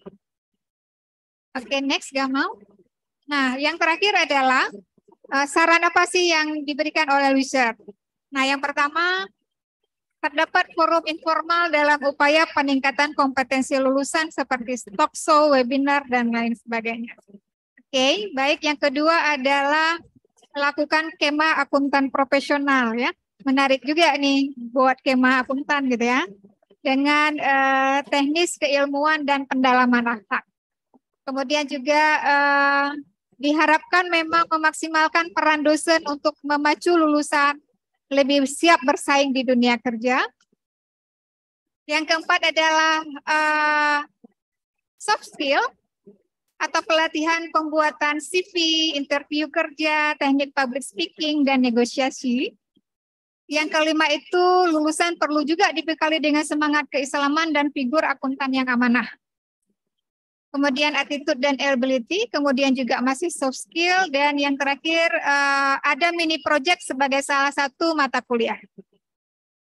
Baik, terima kasih, mungkin itu paparan hasil survei yang kami lakukan yang dapat kami sharing kepada Bapak Ibu. Mudah-mudahan hari ini kami mendapat masukan-masukan lain yang lebih bagus lagi dari Bapak Ibu semuanya. Baik, Ibu Moderator, terima kasih. Waktu dan tempat saya kembalikan. Terima kasih Bu Indayani. Sebagaimana tadi disampaikan bahwa ini adalah hasil survei dan kita maksimal melanjutkan paparan dari Ibu Sofia.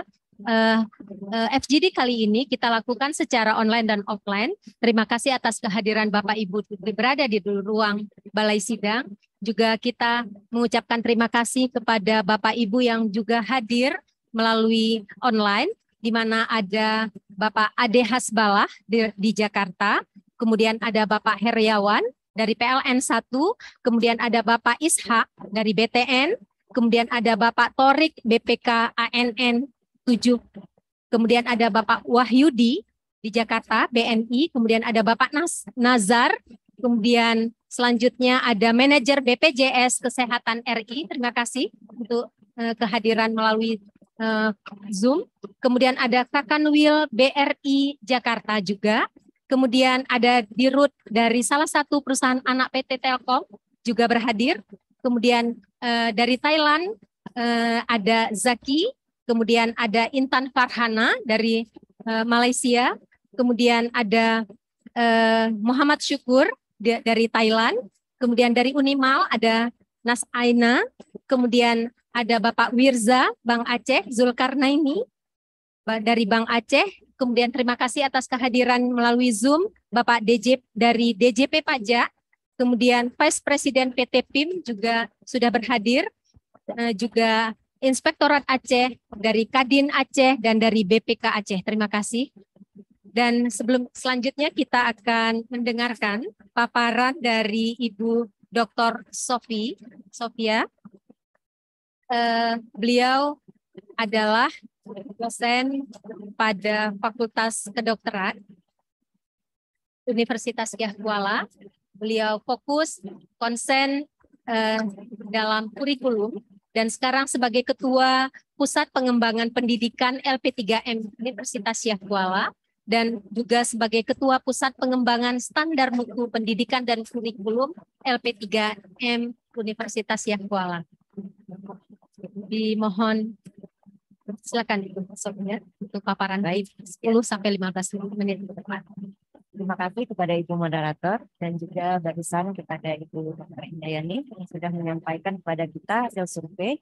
Assalamualaikum warahmatullahi wabarakatuh.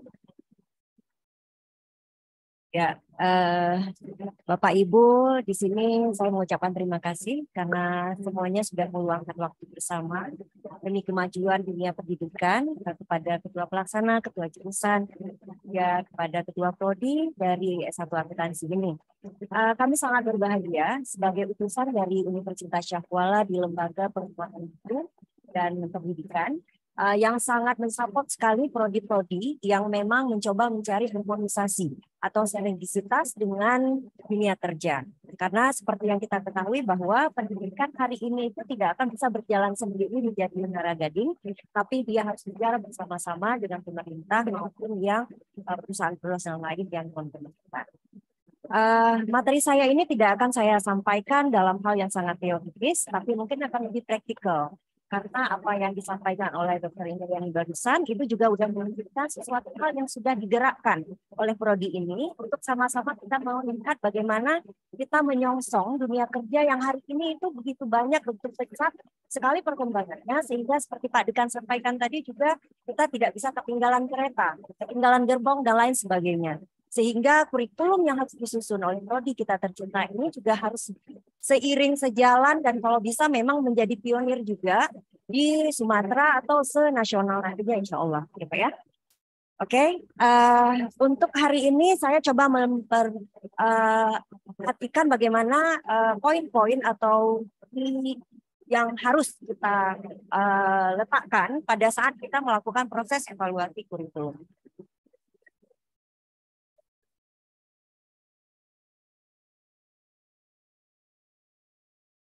Ya, mungkin di sini kita perlu tahu juga ya bahwa kurikulum itu adalah seperangkat rencana dan pengaturan. Dan di sini rencananya itu harus berdasarkan kepada tujuan, isi, dan bahan ajarnya yang digunakan sebagai pedoman.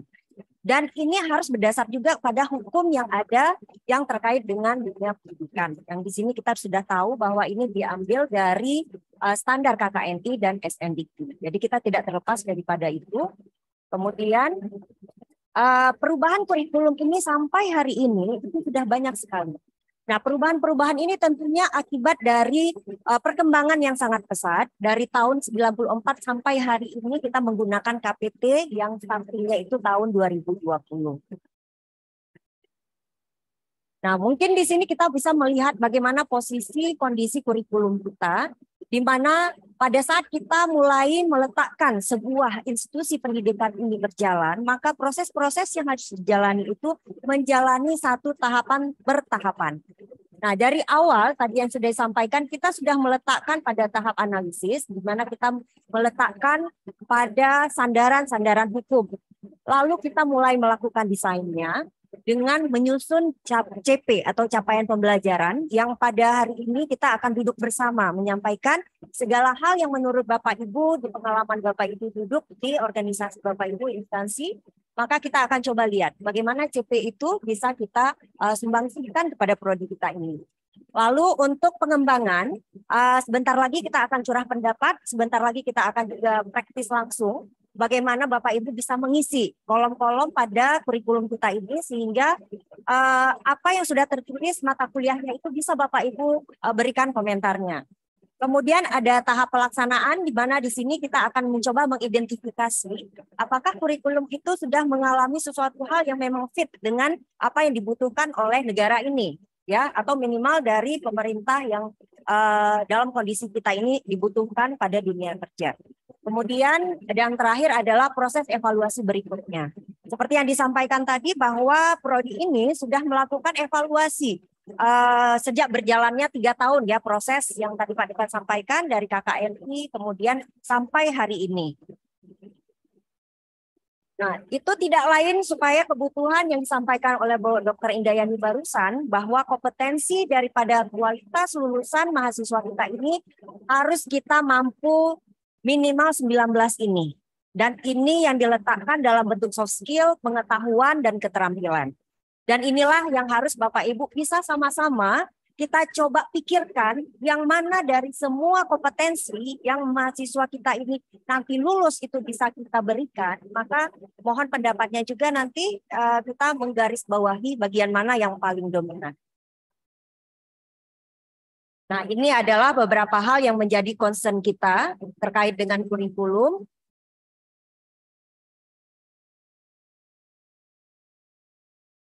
Ya, saya perlu sampaikan bahwa untuk setiap penyusunan kurikulum, Bapak Ibu bisa berpikir dari berbagai angle-nya, ya, dari berbagai aspek apapun yang Bapak Ibu merasa kurikulum itu harus kita lakukan sebuah evaluasi. Nah, di sini bisa Bapak Ibu lihat bagaimana kebutuhan hari ini, ya, kemudian bagaimana kita membuat itu dalam satu metode-metode di dalam kuliah. Apakah itu dalam bentuk penugasan, dalam bentuk analisis studi kasus, dan lain sebagainya. Kemudian bagaimana mendorong agar creative thinking itu mulai dikembangkan ya pada mahasiswa kita, sehingga ketika mereka lulus, itu mereka sudah memiliki yang namanya cara berpikir tingkat tinggi, high order thinking. Nah, kemudian dari sini kita juga jangan lupakan masalah etika dan moral, karena bangsa ini juga menitipkan itu untuk pendidikan karakter, sehingga di dalam kurikulum kita, kalau Universitas Syakuala itu sudah ada program pembinaan karakter. Pak Mustafa yang juga mengawali program-program dari kemahasiswaan dan alumni juga menekankan bahwa karakter dan juga masalah yang terkait etika ini tidak boleh lepas dari perguruan tinggi kita. Dan ini semua tidak luput dari apa tujuannya kita menyambut kepada revolusi industri yang dari hasil survei tadi semua ingin agar informasi teknologi itu masuk, agar semua bisa serba online atau mungkin melalui aplikasi dan lain-lain sebagainya. Nah, ini mungkin yang Bapak Ibu yang di dunia kerja hari ini pada kesempatan kita bertemu sangat kami mintakan sokongannya. Karena seperti arahan dari Kementerian Pendidikan dan Kebudayaan yang bahwa program Merdeka Belajar Kampus Merdeka itu semua membutuhkan mitra. Bapak Ibu yang sudah meluangkan waktu hari ini adalah calon-calon mitra yang sangat mendukung prodi ini untuk bisa berkembang dan membuat kurikulumnya itu menjadi seperti yang diharapkan. Dan program MBKM ini bisa dijalankan dengan 8 kegiatan. Mungkin kalau 8 kegiatan ini yang kalau Bapak Ibu melihat dari instansi Bapak Ibu yang ada di sini, yang mana kira-kira dari keseluruhan kegiatan MBKM ini yang bisa Bapak Ibu fasilitasi. Sehingga nanti pada saat curah pendapat, panitia akan mencatat apakah perusahaan Bapak Ibu ataukah mungkin instansi yang bisa difasilitasi ini, mereka akan menyusun kurikulum atau penugasan sehingga mereka bisa bermitra dan mahasiswa sebelum tamat mereka sudah mendapatkan pengalaman itu. Dan ketika mereka lulus, mereka ready untuk Bapak Ibu gunakan untuk bisa bekerja di tempat Bapak Ibu. Jadi ini adalah poin yang sangat urgent yang pada pertemuan hari ini merupakan perombakan yang mungkin sangat kita harapkan dari Bapak Ibu peserta FGD. Nah, nanti kita akan melihat bagaimana CP yang sudah disurvei tadi itu bisa kita kategorikan, sehingga kategori tadi misalnya di sini ada etika dan yang tadi disampaikan terkait dengan karakter, maka kita akan kelompok dia ke dalam sikap. Kemudian kalau pengetahuan yang terkait yang tadi contohnya ekonomi syariah dimasukkan dan lain-lain.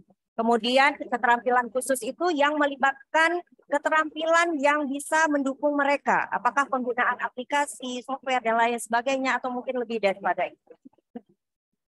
Nah, ini yang mungkin akan kita diskusikan nanti sehingga analisis kebutuhan atau market signal itu bisa terpenuhi.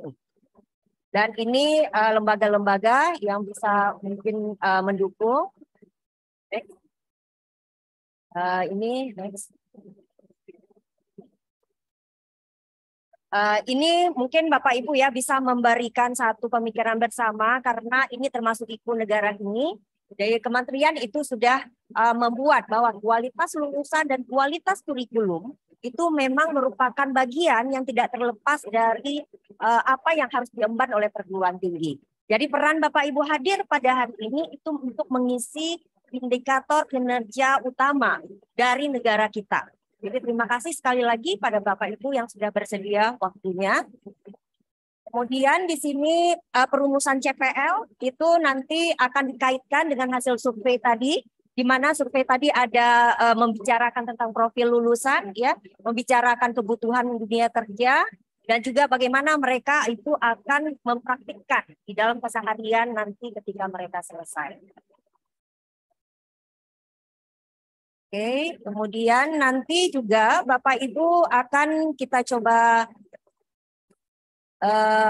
melihat ya bagaimana capaian pembelajaran itu bisa kita sortir lagi. Jadi masukan dari Bapak Ibu itu akan ditampung, nanti semua itu akan dicek apakah akan memenuhi indikator-indikator SMART ini atau SMART ya. Apakah spesifik, measurable, achievable, realistic, atau rank board. Jadi Bapak Ibu mungkin bisa menyarankan apakah SMART ini ada di dalam saran Bapak Ibu.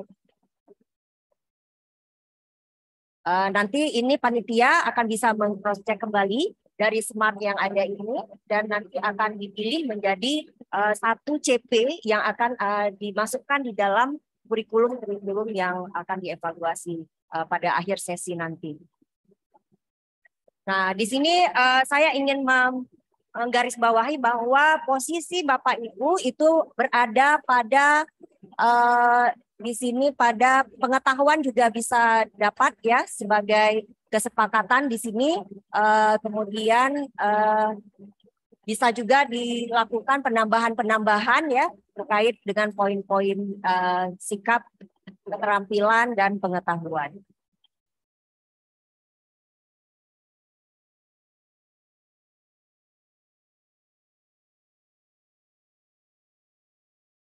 Nah, di sini mungkin kita bisa melihat bagaimana peran Bapak Ibu dalam memberikan masukan tadi. Ini mata kuliah yang sudah ada saat ini. Nanti masukan Bapak Ibu akan dikelompokkan. Apakah dia masuk ke dalam sikap, apakah ke dalam pengetahuan, atau kedua keterampilan ini. Nanti ini akan dilakukan pengelompokan ulang. Nah, pada saat pengelompokan yang hampir sejenis, maka itu akan digantikan. Apakah itu akan menjadi perubahan di dalam nama mata kuliah atau itu perubahan di dalam capaian pembelajarannya. Nah, ini nanti akan dilihat apakah masih relevan mata kuliah yang selama ini sudah jalan di prodi ini dengan masukan Bapak Ibu. Jadi kalau sekiranya Bapak Ibu memberi masukan yang lebih update lagi, maka kemungkinan mata kuliah yang sebelumnya dipakai itu bisa saja itu berganti nama. Dan kalau sudah berganti nama itu harus dijelaskan ya apa saja kandungan yang ada di dalam nama mata kuliah tersebut. Nah, ini sangat penting. Dan ini yang nanti akan diatur bagaimana posisi semesternya, apakah dia layak diberikan di semester awal atau di pertengahan atau pada saat menjelang dia selesai. Nah, ini dalam akreditasi, apa yang Bapak Ibu bicarakan nanti, curah pendapat nanti akan diisi dan akan muncul di dalam CP. CP inilah yang nanti akan keluar yang baru dari hasil diskusi kita di hari ini.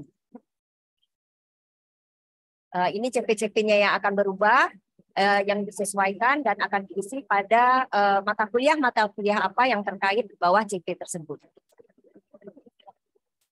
Nah, ini adalah proses teknis. Jadi Bapak Ibu pada hari ini tidak akan dilibatkan secara teknis, tapi panitia akan merangkum semua apa yang menjadi clue yang Bapak Ibu lakukan pada hari ini di instansi atau perusahaan Bapak Ibu.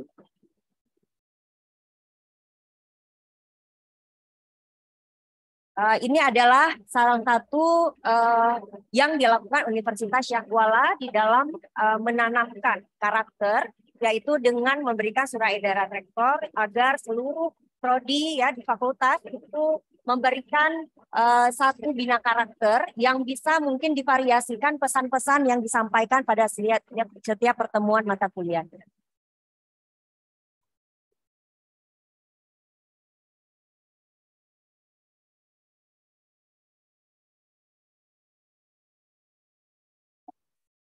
Nah, ini kita bisa melihat bagaimana nanti proses-proses metode pembelajaran ini juga boleh ya Bapak Ibu kasih masukannya. Dan metode pembelajaran yang diajukan ini juga boleh dalam bentuk seperti yang disampaikan tadi dalam MBKM. Apakah dalam bentuk magang ataupun dalam karya independennya atau dalam bentuk kegiatan kemanusiaan dan lain-lain sebagainya yang bisa difasilitasi.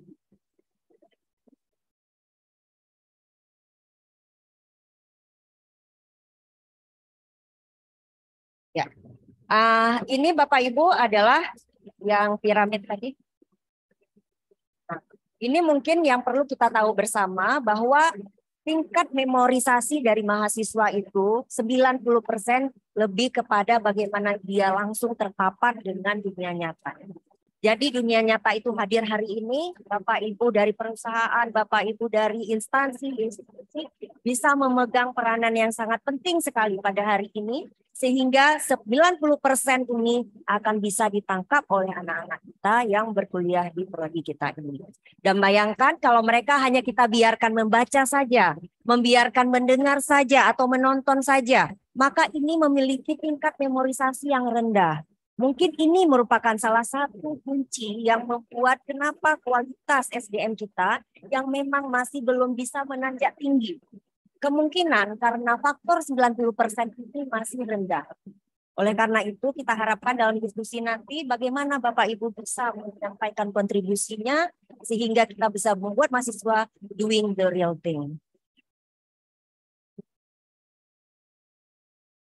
Baik, mungkin untuk slide saya yang terakhir, kita bisa melihat bahwa seluruh apa yang Bapak Ibu akan berikan curah pendapat nanti akan kita konversi di dalam waktu pembelajarannya, apakah itu dilakukan dalam jumlah pertemuan yang pendek, yang dengan jumlah SKS yang sedikit, atau memang itu kompetensinya sangat tinggi, sehingga jumlah SKS-nya harus besar.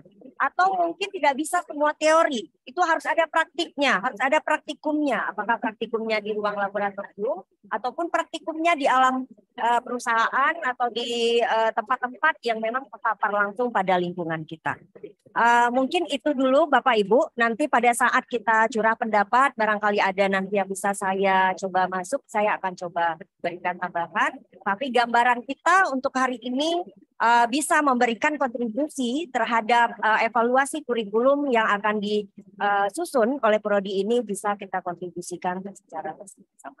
Demikian dari saya, mohon maaf jika ada yang kurang berkenan. Saya tutup dengan Assalamualaikum warahmatullahi wabarakatuh. Waalaikumsalam warahmatullahi wabarakatuh.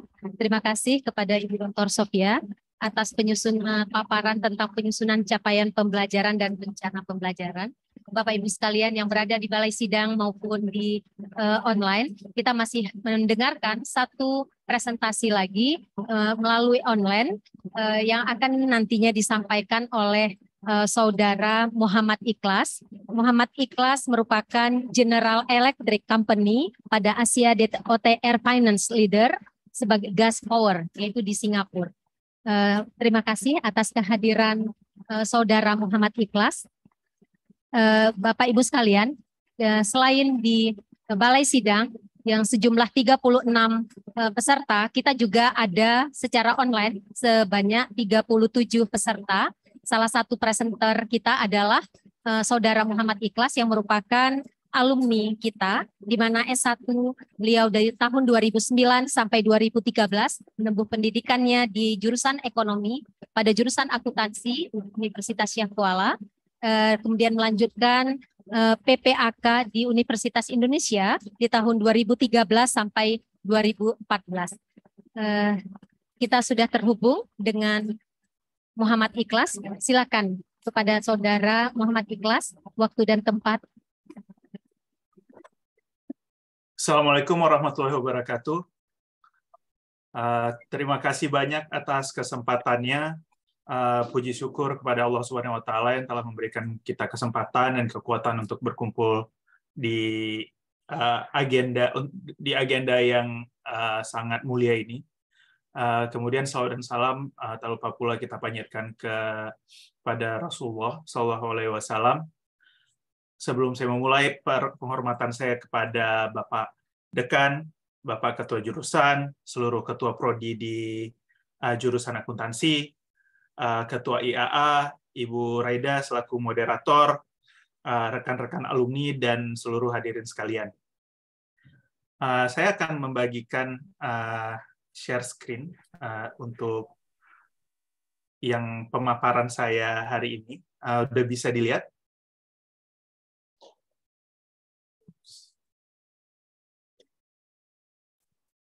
Oke. Pada hari ini saya lebih fokus kepada apa sih masa depan untuk akuntan, apa pekerjaan-pekerjaan yang tersedia di luar sana, dan melihat faktor-faktor dan dinamika yang menjadi kontributor untuk perubahan dan persiapan kita untuk menghadapi masa yang akan datang. Ada beberapa hal yang saya akan fokus. Pertama, untuk melihat apa sih masa depan dari lulusan akuntan, atau apa sih masa depan untuk kita sebagai lulusan akuntansi. Yang akan kita bahas di sini lebih kepada tren dan faktor-faktor yang mempengaruhi perubahan dari cara kita bekerja dan jenis-jenis pekerjaan yang tersedia. Kemudian, yang kedua kita akan lebih bahas tentang pilihan karir untuk lulusan akuntansi. Kemudian, yang ketiga kita akan bicarakan tentang apa saja skill set yang dibutuhkan untuk tetap kompetitif dalam bersaing di dunia kerja yang sekarang lebih tidak menentu. Karena terlalu banyak perubahan yang ada dari saya lulus tahun 2013 sampai sekarang. Dan pastinya perubahan ini akan lebih cepat ke depannya. Kita akan mulai dari masa depan dari akuntan itu sendiri. Ada beberapa faktor yang mempengaruhi karir atau pilihan pekerjaan kita ke depan, dan bagaimana cara kita bekerja sebagai akuntan. Di sini ada 4 faktor pertama yang saya paparkan yang mempengaruhi bagaimana cara kita bekerja ke depannya. Ada automation dan teknologi, ada artificial intelligence. Kemudian setiap yang kita lihat ini, setiap faktor-faktornya ini sebenarnya memiliki tantangan dan juga kesempatan bagi kita. Untuk automasi, teknologi, dan artificial intelligence, tantangan yang kita lihat itu adalah dengan adanya otomasi, banyak hal-hal yang repetitif itu sudah nggak ada lagi pekerjaannya. Yang biasanya pekerjaan itu dilakukan oleh entry-level job, fresh graduate. Jadi pekerjaan itu akhirnya akan hilang. Apakah itu diautomasi, apakah itu dikonsolidasi menjadi hanya dilakukan oleh satu orang, atau pekerjaannya sudah dipindahkan ke negara lain karena teknologinya sudah memungkinkan untuk dilakukan remotely, bukan dari kantor. Kemudian tantangan-tantangan yang kita punya biasanya di sini adalah memahami perkembangan teknologi terbaru. Kemudian akses terhadap ekonomi terbaru. Karena kita sadar bahwa teknologi baru ini membutuhkan biaya untuk diaplikasikan, apalagi untuk dibawa ke kampus. Dan ini saya rasa menjadi limitasi yang cukup besar bagi kita. Tapi di saat yang sama ini adalah sebuah opportunity atau kesempatan yang besar untuk kita alumni akuntansi dan buat adik-adik yang akan lulus dari jurusan akuntansi. Pertama itu ini akan menaikkan level atau derajat dari pekerjaan di akuntansi seperti yang Pak Amin sampaikan tadi, bahwa kalau dulu kita hanya fokus dengan data entry, hanya menginput voucher, membuat pembayaran, banyak dengan otomasi pekerjaan itu sudah hilang, dan artinya kebutuhan atau skill yang dibutuhkan sebagai akuntan itu jadi lebih tinggi. Kita bisa melakukan pekerjaan-pekerjaan yang lebih meaningful. Kemudian yang ketiga, kita bisa lihat adanya data analytics and forecasting tools. Kebutuhan akan big data, membuat analisa atau forecasting yang lebih baik, yang lebih akurat, itu sekarang sudah lebih mungkin dengan adanya tools atau aplikasi yang digunakan untuk memproses data tersebut. Dan ada beberapa yang datanya juga bisa menghasilkan data yang real time. Sebelumnya itu dikerjakan selama seminggu, sekarang analisa yang sama bisa dikerjakan dalam 5 menit. Tantangan kita masih sama dengan yang 2 poin yang pertama tadi. Ada akses yang terbatas, kemudian adanya limitasi lainnya itu adalah kemampuan kita sebagai akuntan, mahasiswa akuntansi atau lulusan akuntansi yang secara tradisional kita lebih proses driven, proses oriented. Sekarang kita lebih dituntut untuk mengasah logical thinking kita, bagaimana kita bisa menganalisa data dan memberikan output yang lebih meaningful terhadap stakeholder. Tapi opportunity di sini sebenarnya juga banyak, karena kita bisa menjadi source yang reliable, kita bisa menjadi komunikator yang baik terhadap data-data yang lebih reliable dan lebih relevan terhadap stakeholder kita. Kemudian faktor atau tren lainnya yang sangat berpengaruh adalah adanya transformasi organisasi, finance transformation. Ini menjadi tren yang sangat besar, khususnya di perusahaan-perusahaan multinasional. Dan sekarang kita pasti ada dengar banyaknya layoff yang terjadi di perusahaan-perusahaan startup atau di perusahaan-perusahaan yang bukan startup atau perusahaan teknologi. Karena apa? Setiap perusahaan pada akhirnya akan mencoba menjadi lebih efisien, ingin melakukan segala sesuatunya lebih murah, lebih cepat, dan tetap mempertahankan output atau kualitas kerjanya. Dampaknya itu adalah banyaknya job yang tereliminasi. Banyak job yang dipindahkan dari sebelumnya dilakukan di Indonesia, dipindahkan ke India, dipindahkan ke Cina.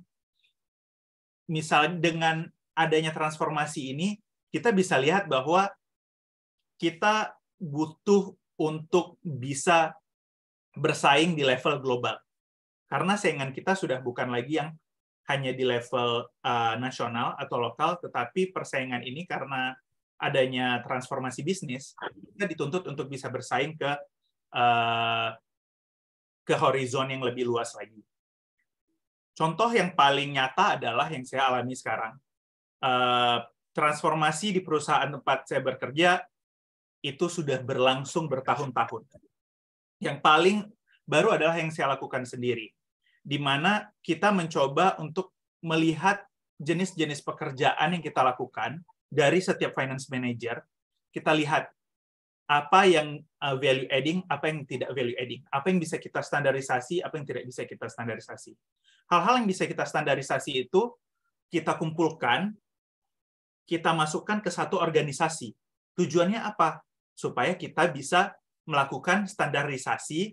Dengan adanya standarisasi, pekerjaan itu bisa jadi lebih efisien, dan dalam jangka panjang kita bisa membuat itu dari sebelumnya dikerjakan dari 5 orang, nantinya akan bisa dikerjakan 3 orang.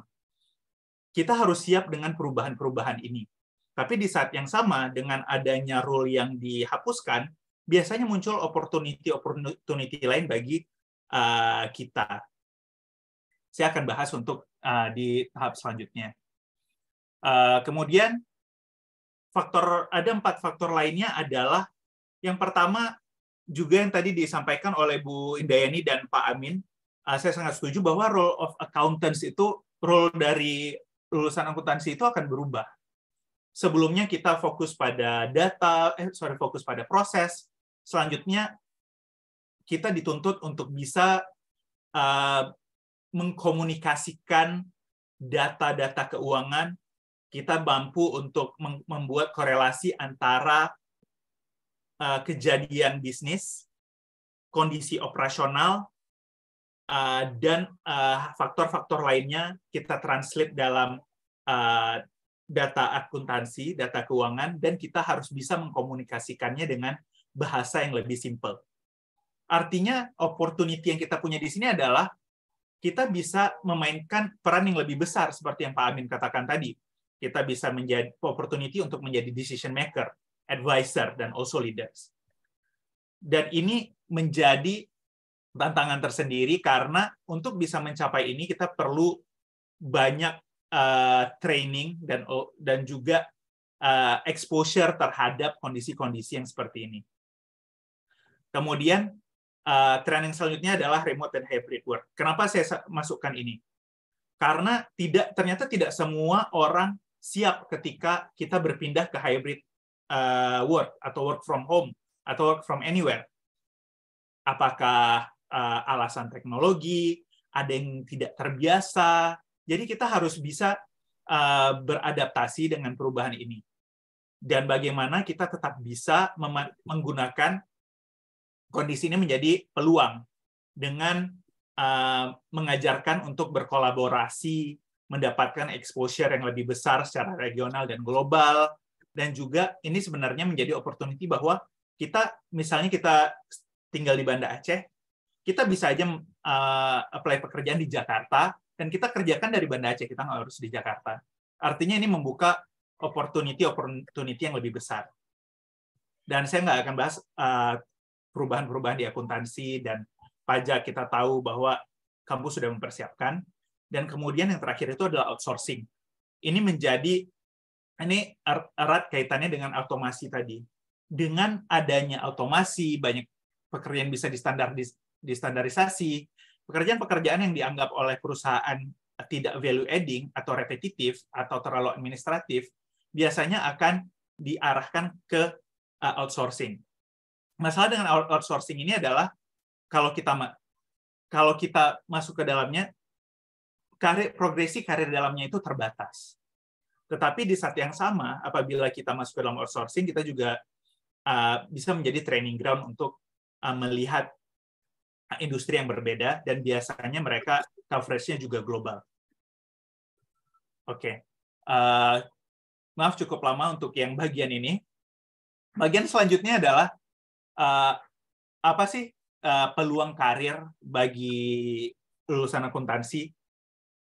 Maksud saya untuk memaparkan ini adalah supaya kita tahu apa sih jenjang karir yang ada dan bagaimana kita mempersiapkan alumni kita untuk bisa bersaing berdasarkan apa yang mereka dapatkan dari kampus. Kalau dalam bidang swasta secara umum kita sama-sama tahu kita bisa bekerja di corporate, audit firm, atau consulting. Dan untuk fresh graduate yang mereka bisa capai adalah entry level job-nya seperti accounting clerk, account payable. Account payable adalah pekerjaan saya pertama, account receivable, payroll, dan lain-lain. Tetapi permasalahannya adalah dengan adanya otomasi tadi, banyak pekerjaan ini ada yang sudah tidak ada yang sudah dihapuskan, atau pekerjaannya ini sudah diotomasi, disimplifikasi, dan dipindahkan ke Center of Excellence atau ke pusat-pusat bisnis yang terpadu. Misalnya ada yang desentralisasi di Malaysia, sentralisasi di Cina, India. Biasanya sayangnya Indonesia jarang sekali dijadikan hub untuk tipe entry level job seperti ini. Sayangnya dengan demikian ini membuat tantangan kepada alumni kita fresh grad akan lebih susah untuk mempenetrasi ke corporate. 10 tahun yang lalu lebih mudah, sekarang lebih susah. Mungkin contoh yang saya berikan ini lebih ke multinational company.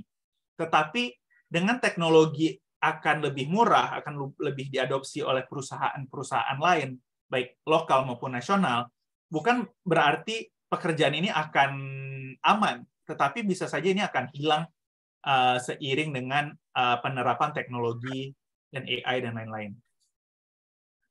Kemudian disinilah level yang selanjutnya di mana kita bisa menjadi akuntan, kita junior level. Tantangan sekarang adalah ketika kita tidak bisa masuk ke entry levelnya, bagaimana kita bisa masuk ke mid level? Artinya kita harus kreatif untuk mencari jalur lain yang membantu kita untuk bisa masuk ke jalur corporate bila kita ingin berkarir di corporate. Kemudian skill set yang dibutuhkan untuk mid dan level mid and higher level management tentunya berbeda. Membutuhkan skill komunikasi, bekerja dalam tim yang global. Tetapi apabila kita tidak bisa masuk, penetrasinya akan lebih susah. Jadi perlu dilihat faktor-faktor yang bisa mendukung mahasiswa kita untuk bisa bersaing di level ini atau level ini. Dan kalau dilihat di sini sebenarnya ada yang menarik. Kalau kita di perusahaan itu kan ada jalur akuntansi untuk di finance dan accounting, ada akuntansi, ada financial planning analysis, ada traditional finance manager atau business unit finance kalau Bapak Ibu familiar. Kemudian ada internal audit.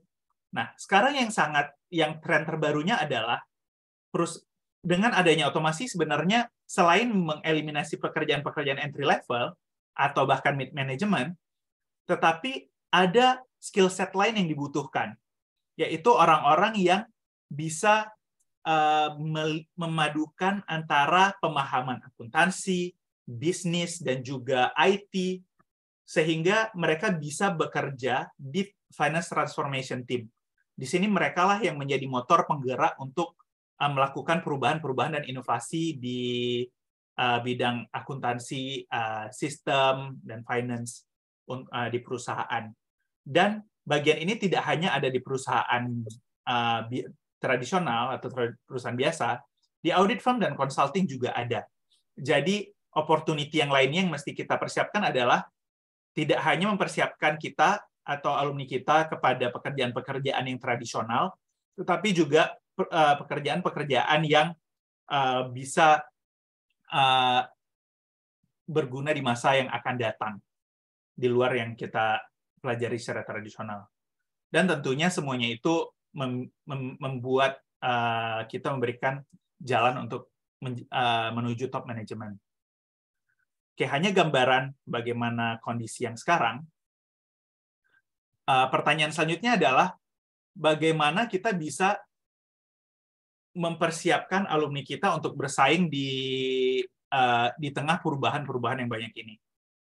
Jadi berdasarkan paparan saya yang sebelumnya, ada beberapa poin yang saya rasa berguna untuk ditambahkan ke dalam kurikulum kita, baik dalam segi mata kuliah atau kegiatan ekstrakurikuler. Untuk bagian itu saya serahkan kepada ahlinya di kampus, tetapi sebagai user ada beberapa hal yang saya rasa dan sebagai alumni saya juga ngerasa ini adalah hal-hal yang mesti kita ajarkan di kampus. Pertama, mengajarkan logical thinking. Bagaimana kita bisa memberikan exposure terhadap mahasiswa kita dengan data yang banyak, data yang besar. kemudian dengan skenario yang berbeda, bagaimana kita bisa mensintesis data tersebut dan keluar dengan analisa atau output yang relevan, yang taktikal.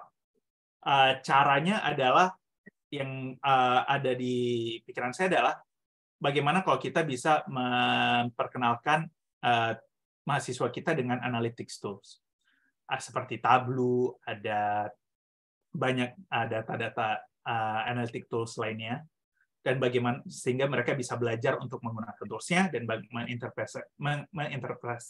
menginterpretasikan datanya. Kemudian kaitannya sama dengan poin pertama tadi adalah memberikan exposure terhadap teknologi.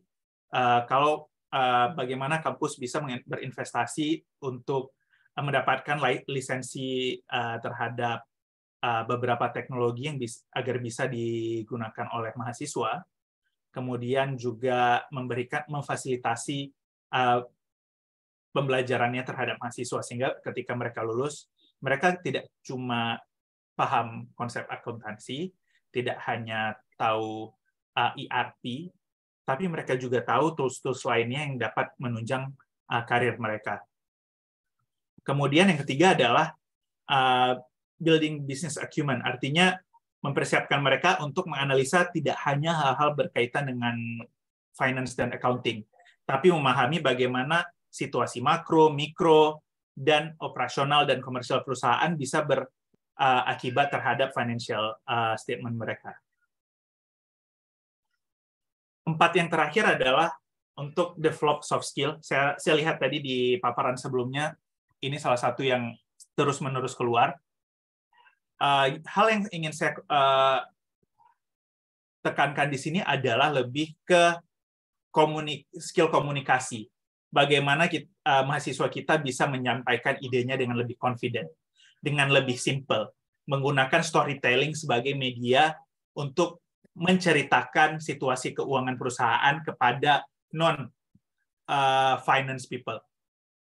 Bagaimana mahasiswa kita bisa merubah data-data yang kompleks dan mengkomunikasikan dengan pesan yang simple.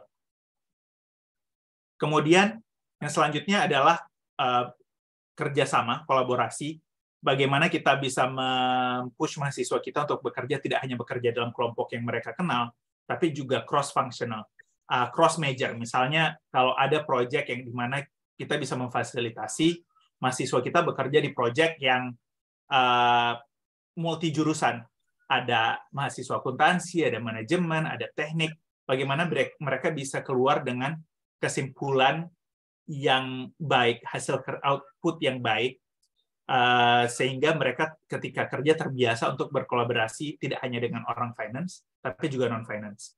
Karena yang saya rasakan adalah ini sangat berguna karena setiap hari saya dituntut untuk berbicara lebih sering dengan orang yang non-finance.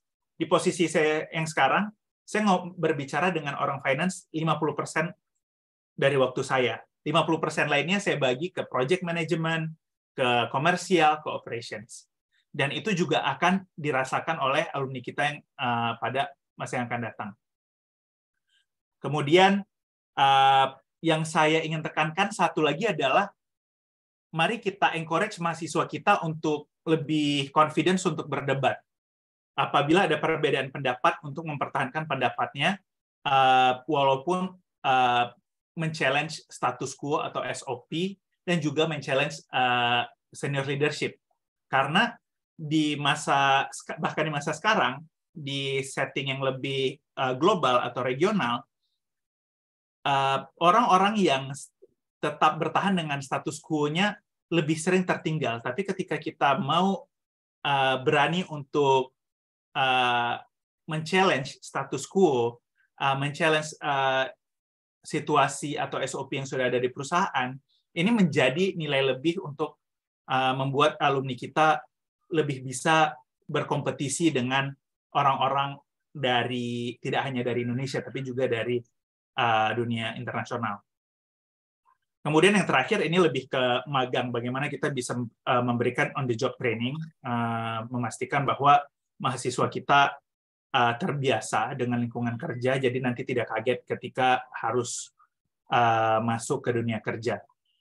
Dan ini dengan exposure ini tidak hanya membantu pengalaman mereka, tetapi juga ini bisa menjadi nilai lebih tersendiri ketika mereka melakukan interview untuk permanent job. Artinya mereka sudah bisa membagikan hal-hal yang lebih tangible di interviewnya.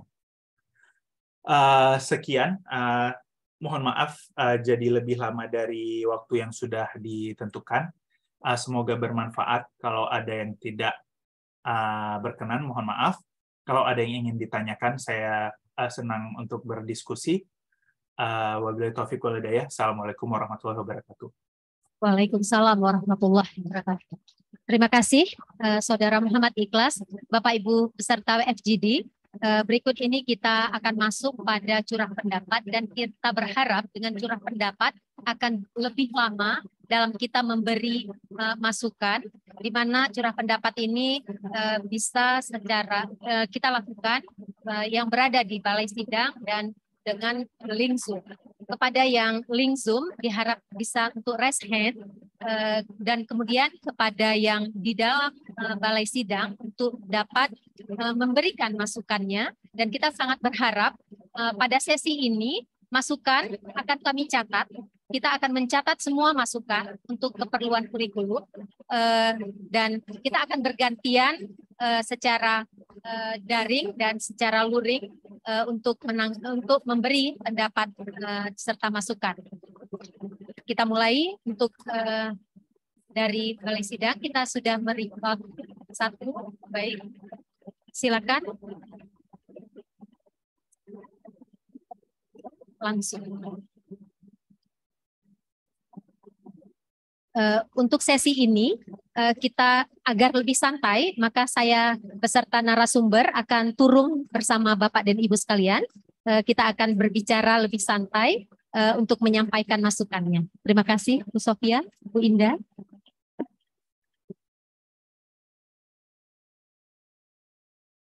Oke, terima kasih. Saya Mustafa Sabri, mewakili IKA SK, mungkin mengajukan saran mungkin ya, apabila ini kan kita lihat semester 8 itu adalah ujian komprehensif, skripsi, dan KKN. Jadi seandainya di kita itu mungkin di ekonomi itu bisa kita mengejar 3,5 tahun, kenapa tidak? Ini saya menyarankan bahwa apakah di sini ada yudisium dan ada ujian komprehensif. Itu mungkin dalam hal yang sama, itu menyatakan kedua-duanya untuk kelulusan. Jadi alangkah baiknya kalau misalnya skripsi itu bagi yang ngambil itu adalah mata kuliah, itu kalau ada kerjasama di antara pembimbing dan mahasiswa, itu bisa kapan saja ujiannya, tidak terbatas waktu di akhir ujian.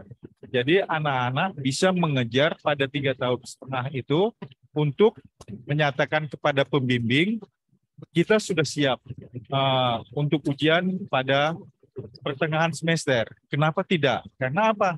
Nanti kita ada yudisium, bukan ujian sidang yang menyatakan dia kelulusan. Sebab yang menyatakan kelulusan adalah waktu dia yudisium.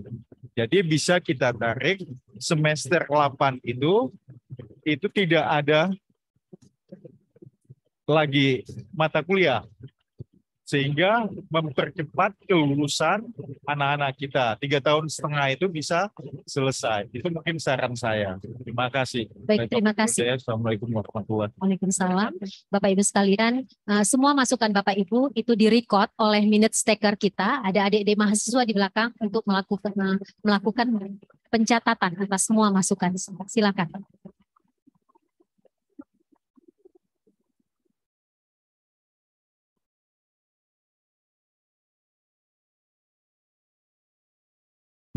Assalamualaikum warahmatullahi wabarakatuh. Saya perkenalkan, saya dari Asosiasi Business Development Service Indonesia, yaitu adalah pendamping UMKM. Dan terima kasih, nama saya Nuzul.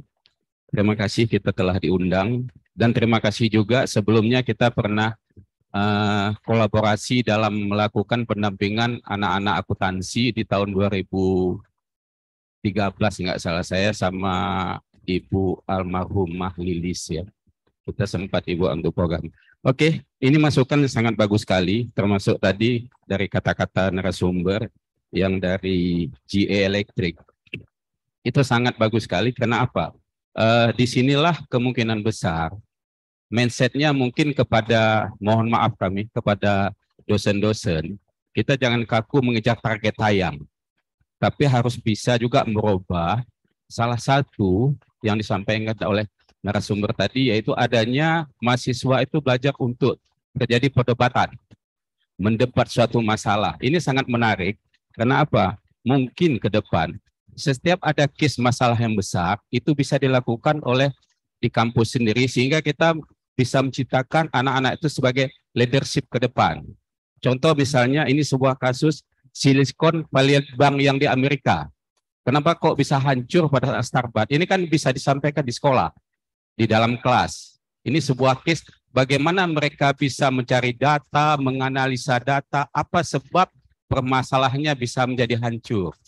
Nah, ini mungkin apakah ini bisa masuk salah satu kurikulum yang untuk merubah settingan sehingga betul-betul ada sebuah case yang skala nasional atau internasional dijadikan suatu bahan untuk dibahas di dalam sekolah.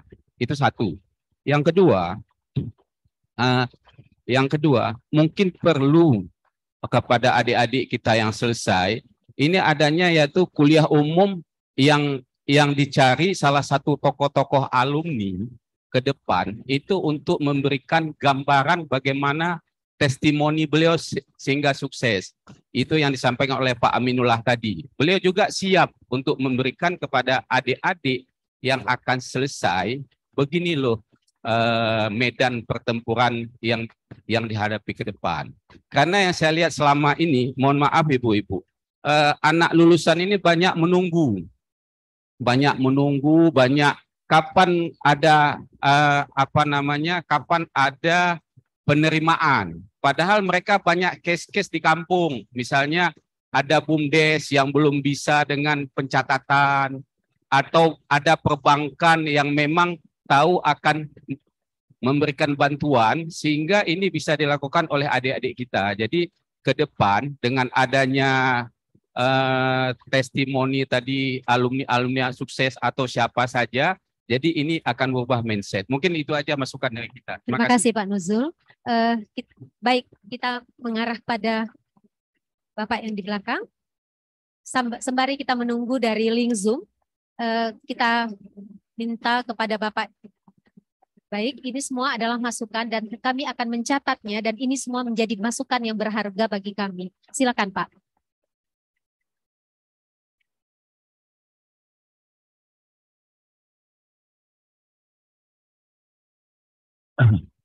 Bismillahirrahmanirrahim. Assalamualaikum warahmatullahi wabarakatuh. Saya merasa senang sekali berada di tengah-tengah alumni akuntan Fakultas Ekonomi. Perkenalkan, saya Sarwoko dari Badan Usaha Milik Kampung yang ada di Desa Rimakenerum, Kecamatan Pekanbada, Kabupaten Aceh Besar. Bapak Ibu yang kami hormati, di Indonesia per tahun ini ada 81.000 desa yang semuanya wajib menganggarkan untuk berjalannya BUMDes. Termasuk di kampung saya. Di Aceh ada 6.000 sekian desa Bapak Ibu. Nah, pada perjalanannya, tadi disentuh oleh abang kita, ternyata kegigihan pemerintah untuk mewajibkan penganggaran di BUMDes tidak disertai dengan adanya akuntan untuk mengajari mencatat, untuk mengajari cerita modal, hutang, dan segala macam. Ini memang menjadi problem kita tersendiri Bapak Ibu. Kami sepertinya berada di ruang ini sangat mengharapkan ada semacam pengabdian akuntan yang masuk ke desa-desa, menyentuh desa-desa untuk bisa ya kita diajarin bagaimana sebenarnya pembukuan yang baik dan benar. Kalau saja itu masuk ke ruang-ruang kosong yang ada di desa, mungkin bentuknya kurikulum kah atau bentuknya, saya tidak tahulah bahasa yang akan diciptakan di sini. Yang paling penting, desa ini sekarang wajib ada badan usaha milik desa, Ibu. Tapi kami memiliki kelemahan bagaimana membuat laporan. Sangat berharap sekali hari ini ada sebuah berita dari Fakultas apa ini Bu? Ekonomi, jurusan akuntansi, judulnya adalah akuntan masuk ke desa. Kalau ada seperti itu senang sekali kami Bapak Ibu. Saya kira ini saja harapan kami. Terima kasih. Assalamualaikum warahmatullahi wabarakatuh. Terima kasih Pak Sawoko. Ini merupakan jeritan hati BUMDes ya Pak ya. Akan kami perhatikan. Baik, silakan diberikan. Kita pada link Zoom juga hadir Bapak Kepala Kadin Aceh, Bapak Zailani, dimohon untuk dapat memberikan masukannya juga nanti Pak ya. Silakan Pak. Oke, Assalamualaikum warahmatullahi wabarakatuh. Saya dengan Andi dari PT MIPA Bersaudara Melabu Aceh Barat. Mungkin yang pertama kali yang saya ingin berbagi pengalaman ya Bu ya mengenai kalau selama ini itu saya ada 3 orang ya. Ada 3 orang lulusan dari Unsia yang langsung ada di bawah saya tuh untuk supervisinya. Yang mana kemarin itu ada yang pertama di tahun 2013 sampai 2015. Dan yang terakhir ini yang masih ada 1 orang di yang sekarang ini. Yang pertama kali yang saya ingin sampaikan mengenai pemahaman di dasar akuntansi ya Bu ya. Dasar akuntansi itu yang mana kalau kita lihat di mata pelajaran akuntansi itu dasar 1 ya, pengantar akuntansi 1, yang mana kalau kita lihat apa itu persamaan akuntansi. Yang mana kalau kita lihat persamaan akuntansi itu yang mana aktiva sama dengan pasiva gitu ya. Yang saya lihat selama ini dari subordinate saya itu yang mana notabene yang lulusan dari sini masih banyak yang nggak paham gitu Bu. Padahal kalau bisa dibilang dasar akuntansi ini kan jadi dasar kita selanjutnya gitu loh. Dari pemahaman gimana cara jurnalnya gitu kan. Soalnya kalau dari situ aja kita kurang paham gimana kelanjutannya gitu. Mungkin dengan adanya untuk koreksi di kurikulum ya. Kalau bisa sih yang masalah persamaan akuntansi ini, dasar akuntansi ini lebih ditekankan lagi gitu Ibu. Soalnya inilah yang penting yang kalau menurut saya sih ini yang penting sekali gitu. Kalau kita nggak tahu dasar akuntansi, gimana kita menjurnalnya gitu. Gimana cara kita menyelesaikan pembukuan, itu sih yang pertama. Kemudian masalah digitalisasi yang ada selama ini kan kalau kita lihat semakin berkembang tuh sistem-sistem software. Ya pada dasarnya sih memang sekarang software yang kita pakai itu kan membantu kita mempercepat proses penyajian laporan. Mungkin ada tambahan mata kuliah yang lebih ditekankan lagi kepada software akuntansi yang update sekarang. Itu sih ininya dari kami. Terima kasih Pak Andi. Barangkali ini kita sinergikan dengan program MBKM. Ini mungkin akan bisa. Baik, kita beralih ke Zoom di mana ada Intan Farhana yang sedang sekolah di. Silakan Intan, sudah. Intan bisa. Ya, baik. Bismillahirrahmanirrahim. Assalamualaikum warahmatullahi wabarakatuh. Waalaikumsalam. Senang sekali rasanya, alhamdulillah bisa berhadir di tengah Bapak Ibu semuanya pada hari ini, walaupun masih harus via virtual saat ini. saya sedang berada di Penang, di Universitas Sains Malaysia, sedang melanjutkan studi S3.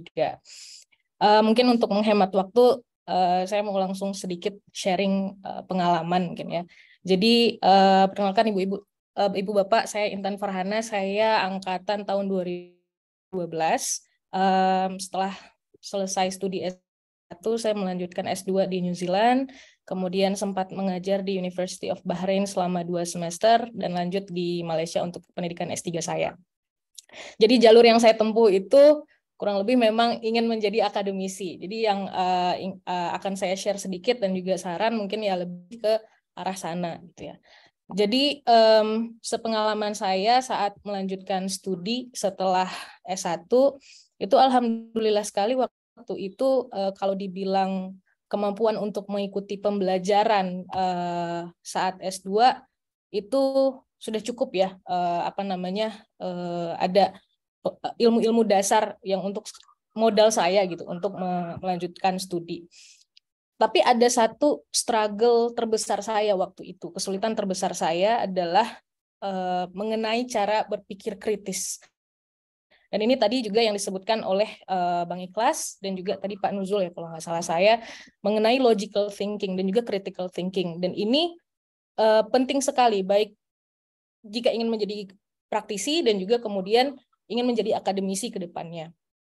Jadi waktu itu saya sulit sekali untuk keep up, karena memang kalau kita tarik kembali dari segi kultur kita, memang tidak terbiasa ya untuk bertanya kenapa, dan juga untuk memperdebatkan apa yang diberikan di kelas. Jadi memang dari kecil kita itu cenderung menerima apa saja yang ada di buku, di paper, bahwa kita anggap ya itu berarti sudah benar, sudah melalui penelitian, dan juga sebagai mahasiswa, sebagai student, kita cenderung tidak berani untuk speak up, untuk bertanya kenapa, atau bertanya kenapa harus begini Pak, kenapa harus begini Bu, kenapa tidak begini, tidak berani, tidak adanya keberanian itu. Dan ini yang membuat waktu itu saya sulit untuk keep up di kelas di saat S2. Tapi memang prosesnya lama-lama alhamdulillah bisa terlatih. Dan saya rasa dengan kondisi di Indonesia dan juga bahkan di Asia in general juga ini sebagai kultur yang memang seperti itu ya proses pembelajarannya. Oleh karena itu saya rasa penting sekali oleh jurusan akuntansi untuk step up dalam hal ini, mengencourage student, initiate student untuk mereka bisa meningkatkan cara berpikir kritis mereka, baik tadi ada mengenai case study, kemudian bisa lewat essay juga ya, penulisan akademik, itu juga menjadi modal yang sangat penting ketika saya melanjutkan studi gitu.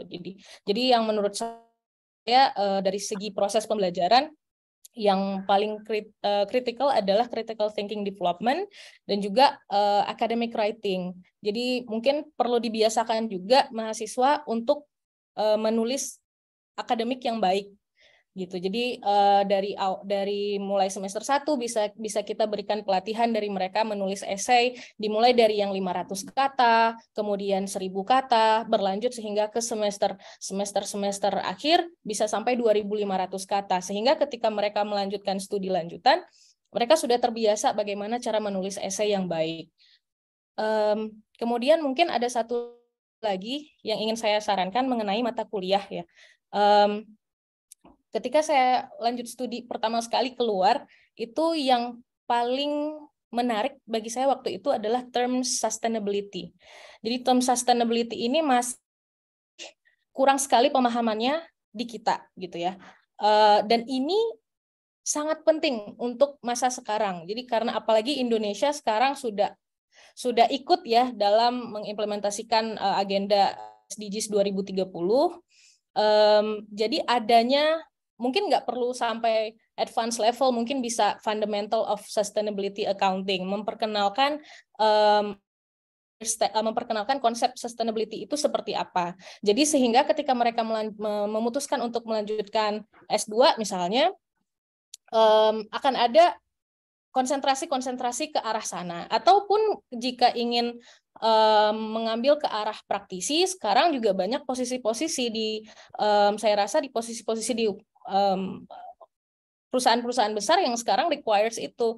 Kalau nggak salah saya dari dulu itu banyak sekali mahasiswa yang mengambil penelitian mengenai corporate social responsibility (CSR), dan itu kan part of sustainability concept.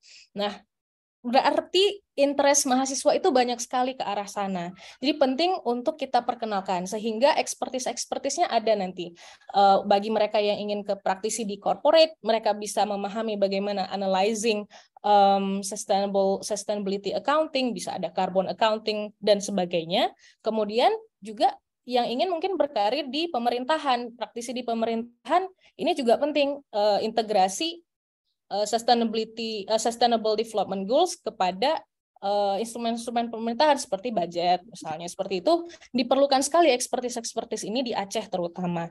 Jadi menurut saya tambahan mata kuliah sustainability accounting ini mungkin bahkan di level introduction saja juga sudah sangat penting untuk ditambahkan di kurikulum S1 akuntansi. Mungkin itu saja dari saya. Terima kasih banyak Bapak Ibu. Assalamualaikum warahmatullahi wabarakatuh. Waalaikumsalam warahmatullahi. Terima kasih Intan. Berikutnya melalui link Zoom juga ada Muhammad Afi Ramadan. Silakan kita memberi poin-poin saja ya. Silakan. Baik, terima kasih. Assalamualaikum warahmatullahi wabarakatuh. Selamat pagi Bapak Ibu semua. Perkenalkan, nama saya Muhammad Afi Ramadan, lulusan S1 Akuntansi International Accounting 2017. Insya Allah akan melanjutkan S2 di Inggris bulan September yang akan mendatang. Saya mewakili suara teman-teman lulusan ya di 2017, karena saya sendiri melihat walaupun saya di kelas International Accounting yang kata orang hebat, tapi ternyata saya lihat teman-teman itu masih banyak yang belum bekerja. Masih banyak yang struggle untuk cari pekerjaan, untuk apply segala macamnya. Bagi saya pribadi, setelah saya coba analisis, ada satu hal yang perlu untuk jurusan kita, yaitu wajib magang. Kenapa? Karena saya melihat bahwa kayak di Fakultas Teknik, mereka kan ada PKL. Jadi mereka didorong, diwajibkan untuk bekerja. Nah, yang saya herannya, jurusan akuntansi ini kan teknis juga ya. Kenapa kok tidak ada magang wajib kayak gitu? Memang betul tidak semua orang, semua mahasiswa mau jadi pegawai di korporat itu. Tapi karena kita akui bahwa memang anak-anak akuntansi ini banyak yang minat ke korporat, saya yakin dengan mereka didorong dan diwajibkan untuk magang, jadi mereka ada gambaran. Karena kalau anak-anak ini kok saya lihat sekarang nggak didorong, nggak jalan. Kalau nggak diwajibkan ya cuma ngopi doang. Walaupun udah ada kampus merdeka segala macamnya, saya rasa jurusan perlu tegas dengan mewajibkan magang. Jadi minimal ada networking. Karena saya akui anak-anak Unsyah susah cari kerja Pak untuk sekarang ini. Ketika apalagi kita di level nasional, dia ngelihat alma mater Universitas Syah Kuala di mana. Dia bahkan nggak tahu ada Universitas Syah Kuala di Aceh. Jadi menurut saya magang akan membantu anak akuntansi untuk bisa lebih employable ke depannya. Baik, terima kasih. Assalamualaikum warahmatullahi wabarakatuh. Waalaikumsalam warahmatullahi. Baik, kita menyapa terlebih dahulu untuk dari Balai Sidang, yaitu ada Ibu Tutut dari BI Aceh. Silakan Bu. Ya, terima kasih. Assalamualaikum warahmatullahi wabarakatuh. Penghormatan kami kepada Bapak Dekan, Bapak Kepala Jurusan, Bapak Ibu guru kami, senior, teman-teman dan adik-adik semuanya. Perkenalkan, saya Tutut Tiana, mewakili dari Bank Indonesia Provinsi Aceh. Mungkin saya memberikan 3 poin saja, Ibu, supaya ringkas, 3 insight. Yang pertama adalah kami sebagai Bank Sentral membutuhkan lulusan seperti apa. Jadi selaras dengan yang disampaikan salah satu narasumber tadi, Muhammad Ikhlas, bahwa memang sekarang masanya big data gitu ya. Jadi analis yang bisa mengolah data ini menjadi penting, terutama juga untuk kami di Bank Sentral. Kemudian yang kedua terkait dengan digitalisasi. Sekarang juga berkembang ada artificial intelligence, bahkan blockchain. BI sendiri sekarang sedang mengembangkan central bank digital currency. Jadi lulusan-lulusan yang memang catch up dengan itu sangat dibutuhkan. Kemudian poin kedua, kami mungkin meng-highlight tadi sudah yang dibutuhkan secara global dan nasional. Yang kedua adalah bagaimana lulusan kita itu menjadi solusi bagi permasalahan di daerah, terutama tentu saja Aceh. sebagaimana kita ketahui bahwa Aceh secara struktur ekonomi itu kan mayoritas disokong oleh Bapak Ibu yang bekerja di sektor pertanian, perikanan, dan peternakan. Kemudian yang kedua sekarang disokong dengan Bapak Ibu pertambangan ya, dan sangat kecil sekali di sektor industri pengolahan. Jadi bagaimana lulusan kita ini nanti bisa memberi solusi dari tadi permasalahan secara struktur ekonomi di Aceh. Tentu pelakunya adalah pelaku usaha yang skalanya masih kecil, mikro kecil. Di Aceh sendiri itu secara data ekonominya untuk UMKM itu memberi sumbangsi sebesar sekitar 57% untuk PDRB. Kemudian menyerap tenaga kerja itu 96, sekian persen. Jadi sangat besar. Jadi itu inline dengan data yang tadi industri pengolahannya hanya sekitar 4, sekian persen. Jadi bagaimana lulusan ini bisa menjadi solusi bagi teman-teman UMKM yang diceritakan kepada Bapak tadi dari asosiasi atau dari BUMG itu adalah bagian dari teman-teman UMKM. Kenapa? Yang pertama, kita saat ini masih berbasis bahan baku. Jadi value added-nya sangat kecil sekali. Industri pengolahan itu masih banyak yang mengambil advantage-nya itu adalah dari yang paling dekat adalah sumut. Mungkin nanti kalau dari kita bisa menghasilkan lulusan-lulusan terbaik yang bisa nanti mengakselerasi permasalahan-permasalahan ini, industri pengolahan dapat bisa lebih tumbuh banyak di Aceh pada khususnya. Kalau mau ngomongin permasalahan terkait dengan UMKM, mungkin butuh banyak waktu Bapak Ibu, bisa kita diskusikan lebih lanjut. Kemudian yang poin ketiga yang menjadi insight kami adalah selaras dengan Intan tadi, memang green economy dan green finance ini menjadi isu yang menjadi penting ya. Sebenarnya dari dulu, sekarang, dan masa depan gitu. Bagaimana kita sebenarnya melindungi bumi ini dari kerusakan yang mungkin sudah kita lakukan dari beberapa tahun yang lalu ya. Bagaimana kita menyelamatkan bumi ini untuk generasi mendatang, anak-anak kita, cucu-cucu kita. Untuk taksonomi ekonomi sendiri sebenarnya sudah dikeluarkan oleh OJK, mungkin nanti dari teman-teman OJK bisa sharing. Bagaimana nanti adik-adik ini bisa mengeksplor bagaimana dari sisi hulu dan sampai dengan hilirnya, terutama untuk green economy terhadap ekonomi atau UMKM yang ada di Aceh pada khususnya. Misalkan dari pertama dari produksi, bagaimana mereka bisa menggunakan bahan-bahan atau pupuk yang tidak merusak, artinya pupuk organik. Kemudian cara bertanamnya, bagaimana bisa meningkatkan produktivitas yang tinggi dengan teknologi dan segala macam, sampai dengan marketingnya, digitalisasi, laporan keuangan, dan tentu saja ini untuk mengolah limbahnya, jadi sehingga bisa terjadi integrated secara keseluruhan. Mungkin itu 3 poin masukan kami. Terima kasih. Terima kasih. Barangkali kita di depan ada dari BPRS ya Pak ya. Silakan Pak. Bismillahirrahmanirrahim. Assalamualaikum warahmatullahi wabarakatuh.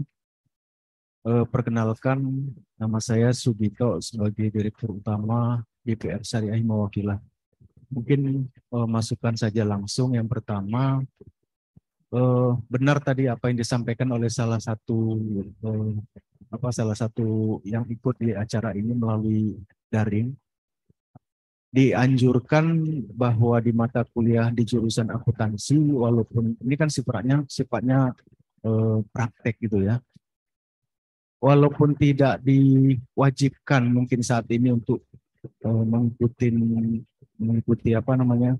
untuk magang, saran saya ini Pak Dr. Heru, diberikan pilihan, artinya diberikan pilihan bagi mahasiswa akuntansi yang ingin melakukan magang di industri, itu di mata kuliah semester 6 itu boleh sifatnya digantikan menjadi mata kuliah di KKN. Artinya bahwa di dunia praktisi, di akuntansi ini, di samping mereka ingin bisa langsung mendapatkan ilmu secara praktisi, mereka juga mendapatkan jaringan, networkingnya, gitu ya. Nah, saat ini kami terus terang, mohon maaf Pak Heru, bahwa Himawakila karena belum ada PKS. Jadi sementara setiap permohonan masuk untuk mahasiswa USK yang ingin mendapatkan menyusun skripsi, sementara ini saya khususnya tidak memberikan izin karena tidak ada PKS yang disepakatkan antara USK dengan kami. Saat ini kami ada 6 kantor sebenarnya. Satu kantor itu kalau bisa menerima anak magang atau KKN atau mengikuti ini, satu kantor 5 saja, 6 itu sudah 30. Setidaknya kan mereka mendapatkan langsung pembelajaran bagaimana perlakuan akuntansi di aspek pendanaan dan di aspek penyaluran pembiayaan. Nah, sehingga begitu mereka masuk ke dunia kerja, itu tidak jauh-jauh. Saya pikir diwajibkan saja 1,5 bulan. Karena saya mewajibkan bagi mereka yang hanya ingin mendapatkan data, saya tidak setujuin itu. Setidaknya mereka kenal dulu terhadap lembaga yang ingin diambil data. Kemudian secara praktisinya mereka memang mengetahui dengan praktek itu. Ya, jadi saran di mata kuliah semester 6 itu wajibnya dikonversi saja bagi mahasiswa yang ingin magang, diberikan pilihan kemudahan di mata kuliah lain untuk dibebaskan dengan mata kuliah SKS yang sama, sehingga tidak memberatkan di sisi mereka. Mungkin demikian masukan dari saya. Terima kasih. Assalamualaikum warahmatullahi wabarakatuh. Terima kasih Pak Sugito. Bapak Ibu sekalian, kita beralih ke Zoom. Di sana ada Zaki dari Thailand. Mohon yang singkat saja, Zaki. Acara ini sampai pukul 12.15, kita masih panjang ke depan, dan apa yang Bapak Ibu sampaikan itu direkam semuanya dan menjadi catatan bagi jurusan akuntansi. Silakan Zaki.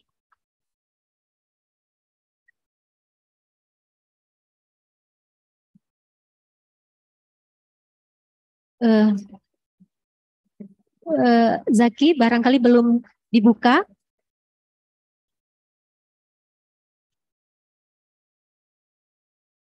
Belum terdengar suara Zaki. Terima kasih, saya Zaki, dosen di MFU Thailand angkatan 2011. Ya, apa yang dilakukan di Thailand ini sendiri, para pengambil kebijakannya cukup brutal sebenarnya. Jadi kami sampai meng-hire dosen dari computer engineering untuk bekerja di akuntansi.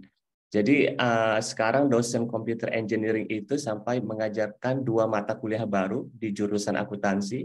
Nama mata kuliahnya Data Analytics dan Robotics Accounting. Ya, sebenarnya yang diajarkan juga kita tidak memaksa jurusan akuntansi untuk belajar tentang computer science karena memang itu bukan bidangnya. Tapi kita seperti memberikan jalan, membuka pintu dan mengarahkan. Karena sebenarnya anak-anak muda ini kan pasti bisa jauh mengeksplorasi dirinya sendiri. Dan saya pun untuk mengimbangi perubahan haluan yang terjadi di Thailand ini, saya sampai mengambil 3 sertifikasi Google Data Analytics, Digital Marketing, dan juga Project Management.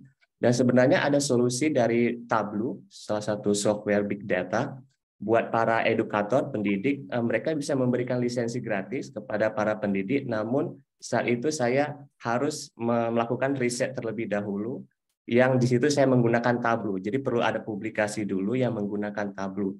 Dan alhamdulillah saat itu saya membuat riset tentang Pythonic Accounting. Jadi akuntansi menggunakan software Big Data Python. Dan alhamdulillah ya baru saja minggu lalu kembali dari Sydney, Australia untuk mempresentasikannya di Asian Development Bank Institute.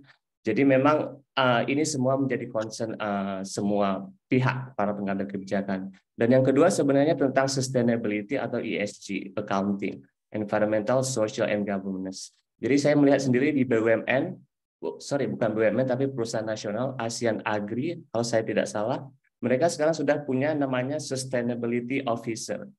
Jadi saya sempat terkejut apa itu sustainability officer. Jadi memang sekarang akuntan menjadi center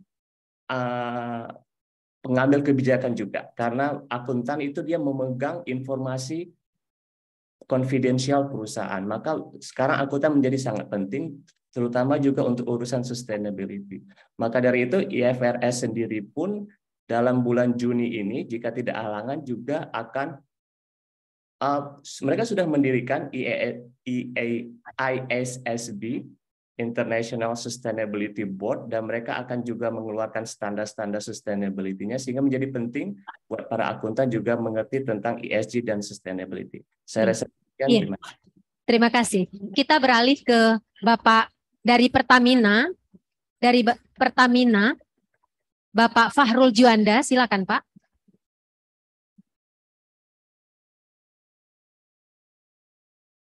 Silakan Pak. Bapak, open mic. Belum terdengar Pak. Terima kasih. Sudah terdengar? Maaf. Halo. Sudah Pak? Sudah. Baik, terima kasih. Assalamualaikum warahmatullahi wabarakatuh. Selamat siang Bapak dan Ibu semuanya. Yang terhormat Bapak Dekan Fakultas Akuntansi ya dari Universitas Kuala, para sivitas akademika dan Bapak dan Ibu para alumni. Mohon maaf, saya dengan Fahrul Juanda. Perkenalkan, saya alumni dari angkatan TKA tahun 1998, Bu. Mungkin saya senang sekali bisa bergabung di sini. Saat ini saya bertugas di Pertamina Jakarta. Mungkin saya boleh izin saran sedikit untuk dalam kegiatan ini. Yang pertama, saya tadi sudah mendengar beberapa hal ya dari teman-teman, sangat bagus ya. Mungkin untuk kepraktisian di depan ini, ketika dalam aplikasi di dalam dunia kerja, mungkin yang perlu kita iniin Bu, adalah yang pertama mungkin communication skill dan language mungkin Bu ya. Mungkin bahasa Inggris menjadi bahasa yang paling dominan ya di dunia kerja. Jadi kalau kami lihat kendala bahasa ini menjadi sesuatu yang sangat signifikan dan bisa pelamar kerja ini bisa ataupun pada saat bekerja ini menjadi sangat kendala. Jadi kami berharap di fakultas akuntansi sendiri, di jurusan akuntansi, bisa mungkin diarahkan teman-teman adik-adik mahasiswa itu bisa lebih membaca textbook yang sifatnya bahasa Inggris gitu ya. Jadi mereka sudah terbiasa dengan textbook bahasa Inggris, dan ketika sudah belajar dengan bahasa Inggris yang baik, sehingga pada saat di lapangan juga menjadi lebih praktis seperti itu, Bu. Kemudian yang kedua, tadi ada program magang ya, kami sangat setuju ya. Jadi kita meskipun ada di ujung Sumatera, Bapak dan Ibu, sebenarnya kalau kami lihat potensi Unsiah itu tidak kalah dengan top 5 Indonesia, katakanlah seperti UI dan UIM serta lain-lain ya. Mungkin kita kurang pede aja ya kali ya, kurang pede dalam memasuki dunia kerja. Nah, untuk mengurangi kurang pedean ini mungkin perlu ditambah dengan magang ya. Mohon maaf, saya di Pertamina Jakarta kayaknya belum pernah terima salah satu pun surat mungkin dari Unsiah gitu ya untuk memohon permohonan magang ya.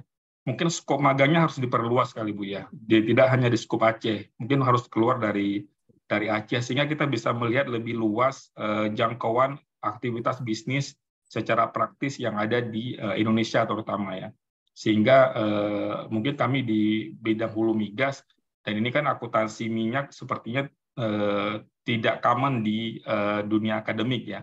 Dan ini sepertinya perlu kalau kami bisa sarankan Bu ya, aktivitas magang ini bisa dijadikan semacam SKS ya, atau mata kuliah wajib, sehingga teman-teman adik-adik yang ada di jurusan akuntansi ini bisa lebih melihat secara real dunia nyata akan sangat jauh berbeda dengan dunia yang ada di bangku kuliah.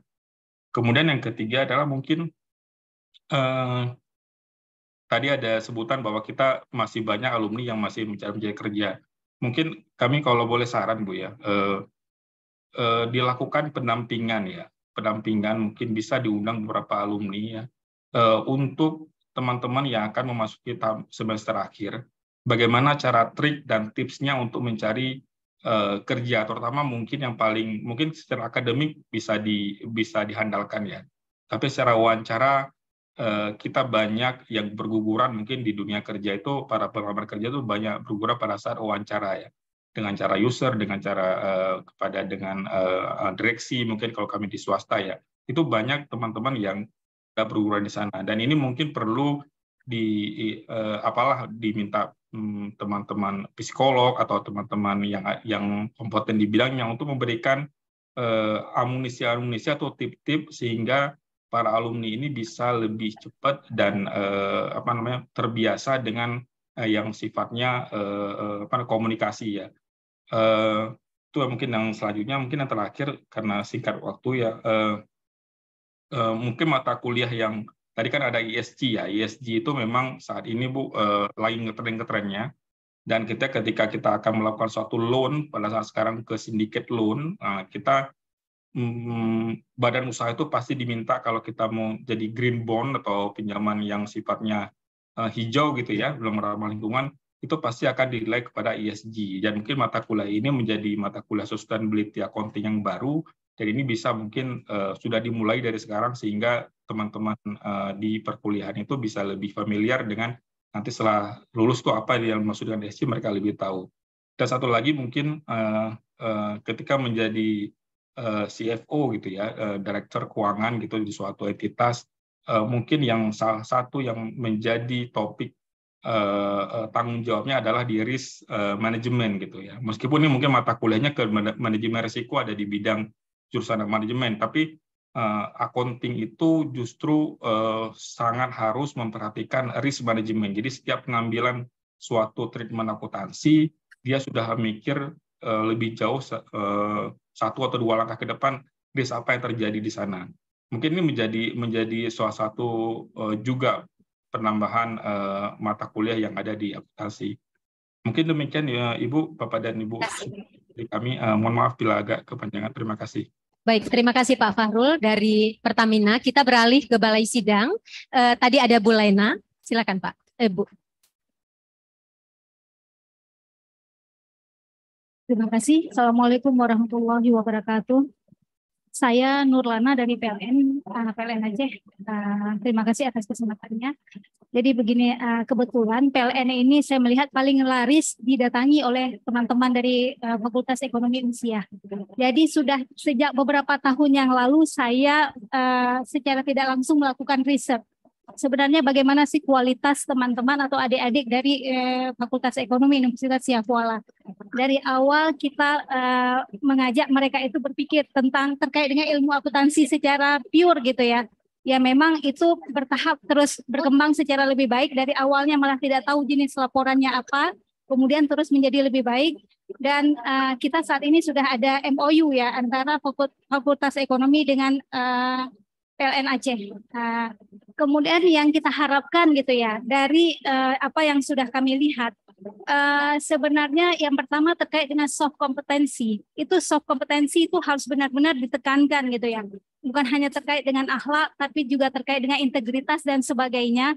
Karena di sebuah perusahaan kita nggak penting ya, maksudnya gini, oke, dia itu cerdas, dia masuk dan bergabung dengan perusahaan, tapi kemudian di dalamnya itu soft kompetensi yang akan berperan gitu. Termasuk juga di situ kemampuan teamworknya itu akan sangat berperan. Nah di dalamnya nanti tidak mesti orang akuntansi itu akan berada di belakang layar atau akan berada setiap saat di belakang komputer. Kalau memang dia mampu, dia akan menjadi top leader di perusahaan. Itu seperti itu kondisinya di perusahaan kami misalnya. Nah, kemudian yang harus ditekankan lagi semua pengetahuan terkait dengan dunia kerja. Jadi teman saya ada di pajak bicara ke saya aneh ini lulusannya cum laude dari fakultas. Membuat konsep surat itu mereka tidak mampu. Nah, konsep surat saya tidak mampu. Nah, kita berbicara digital itu hanya media, tapi isinya tetap dari dalam pikiran kita.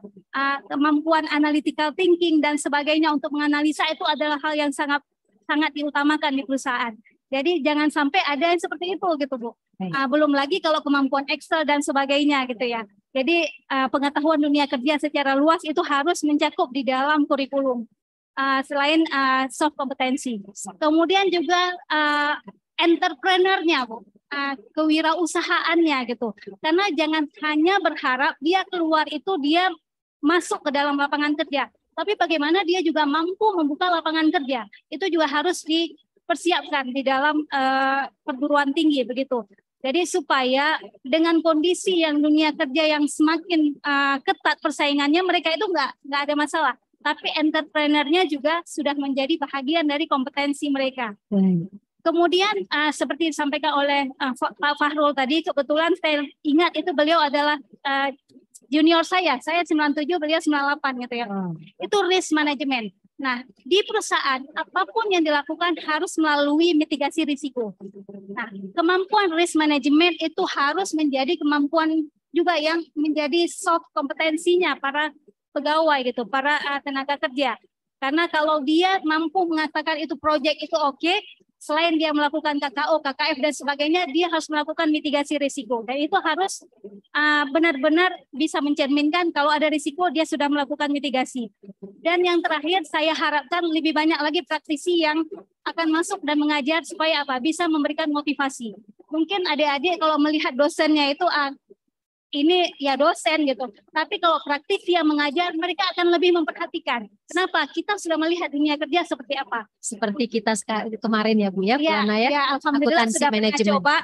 Tapi mudah-mudahan banyak lagi diundang praktisi-praktisi untuk masuk dan memberikan pengajaran di kampus. Demikian. Baik, Assalamualaikum terima kasih Bu warahmatullahi Lana. wabarakatuh. Kita ingin mendengar dari OJK. Ya, Rian. Terima kasih banyak kesempatannya. Assalamualaikum warahmatullahi wabarakatuh. Yang terhormat Pak Dekan, Bu Wakil Dekan, Ketua Jurusan Akuntansi, serta Bapak Ibu dosen, serta rekan-rekan dari alumni ekonomi akuntansi Indonesia. Saya juga 3 saja nih terkait dengan pembahasan kurikulum hari ini. Yang pertama terkait dengan mata kuliah yang sudah ada agar kita perkuat, yaitu mata kuliah investasi dan pasar modal, di mana tujuan di mata kuliah ini bisa diselaraskan dengan sertifikasi kompetensinya. Jadi di pasar modal itu kita ada banyak sertifikasi kompetensi, yaitu ada wakil perantara pedagang efek, wakil manajer investasi, wakil penjamin emisi efek, dan wakil agen penjual efek reksadana. Nah ini nanti selaras dengan sepengetahuan nanti lulusan itu selain ijazah ada perlu juga surat keterangan pendamping ijazah atau SKPI ya. Nah ini nanti harapannya pendampingnya itu adalah sertifikasi yang bisa dimanfaatkan oleh lulusan itu untuk melakukan melamar kerja. Gitu. Nah itu untuk yang bidang pasar modal. Selanjutnya kami nilai perlu adanya penguatan untuk pengetahuan di sektor jasa keuangan nasional. Ya. Nah jadi sebagaimana kita ketahui dari hasil survei OJK itu tingkat inklusi untuk sektor jasa keuangan sebesar 89%. Namun literasinya atau pengetahuan dari masyarakat Indonesia itu terhadap produk lembaga jasa keuangan itu hanya 49%. Artinya masih ada gap yang terjadi antara penggunaan dengan pengetahuan atas penggunaan dari produk-produk sektor jasa keuangan.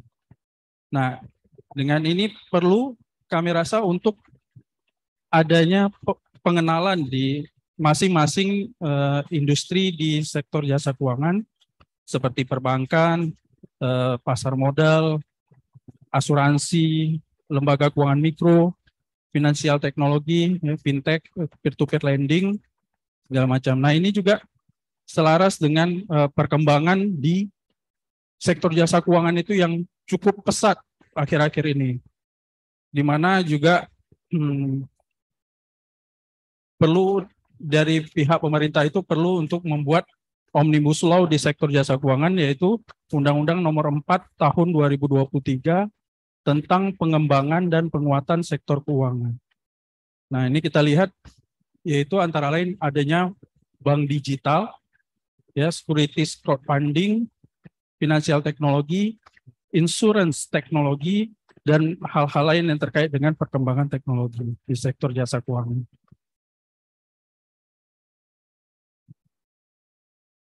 Nah, kemudian untuk melengkapi informasi tadi terkait dengan sektor jasa keuangan, juga perlu adanya materi terkait dengan sustainable finance tadi yang sudah disampaikan. Memang di OJK juga tadi yang sudah disampaikan oleh Bu Tutut dari BI, sudah menerbitkan taksonomi ya, keuangan hijau, ya, green finance, dan juga ada dilengkapi dengan digital financial literacy, ya, dan juga ke-OJK-an sebagai regulator pengawas lembaga jasa keuangan. Dan itu untuk yang kedua. Yang terakhir terkait dengan penggunaan atau alumni, ya, alumni ekonomi akuntansi ini yang ada di OJK. Jadi sebagaimana amanah dari undang-undang, yaitu OJK melakukan pengawasan terhadap lembaga jasa keuangan. Nah, salah satu latar belakang yang diperlukan adalah akuntansi, yang mana untuk melakukan audit, ya, audit terhadap lembaga jasa keuangan yang tadi sebagaimana sudah disampaikan menggunakan analisis big data, forecasting tools. Nah, ini memang sangat dibutuhkan. Karena tadi juga sudah disampaikan apapun teknologinya perlu ada orang gitu ya. Man behind the gun-nya itu harus ada. Walaupun teknologi itu berkembang dengan pesat, ya harus diikuti dengan kompetensi dari SDM kita sendiri. Nah, ini juga nantinya berkaitan juga dengan sertifikasi. Sertifikasi seperti CA, CPA, CFA, Fraud Examiner, segala macam untuk sertifikasinya yang mendukung itu. Ya, itu yang dapat kami sampaikan. Assalamualaikum warahmatullahi wabarakatuh. Waalaikumsalam warahmatullahi wabarakatuh. Kita menyapa dari link Zoom terlebih dahulu, Ibu Hasrina. Ibu Hasrina atau Bapak Kadin Aceh, silakan Pak. Silakan Pak.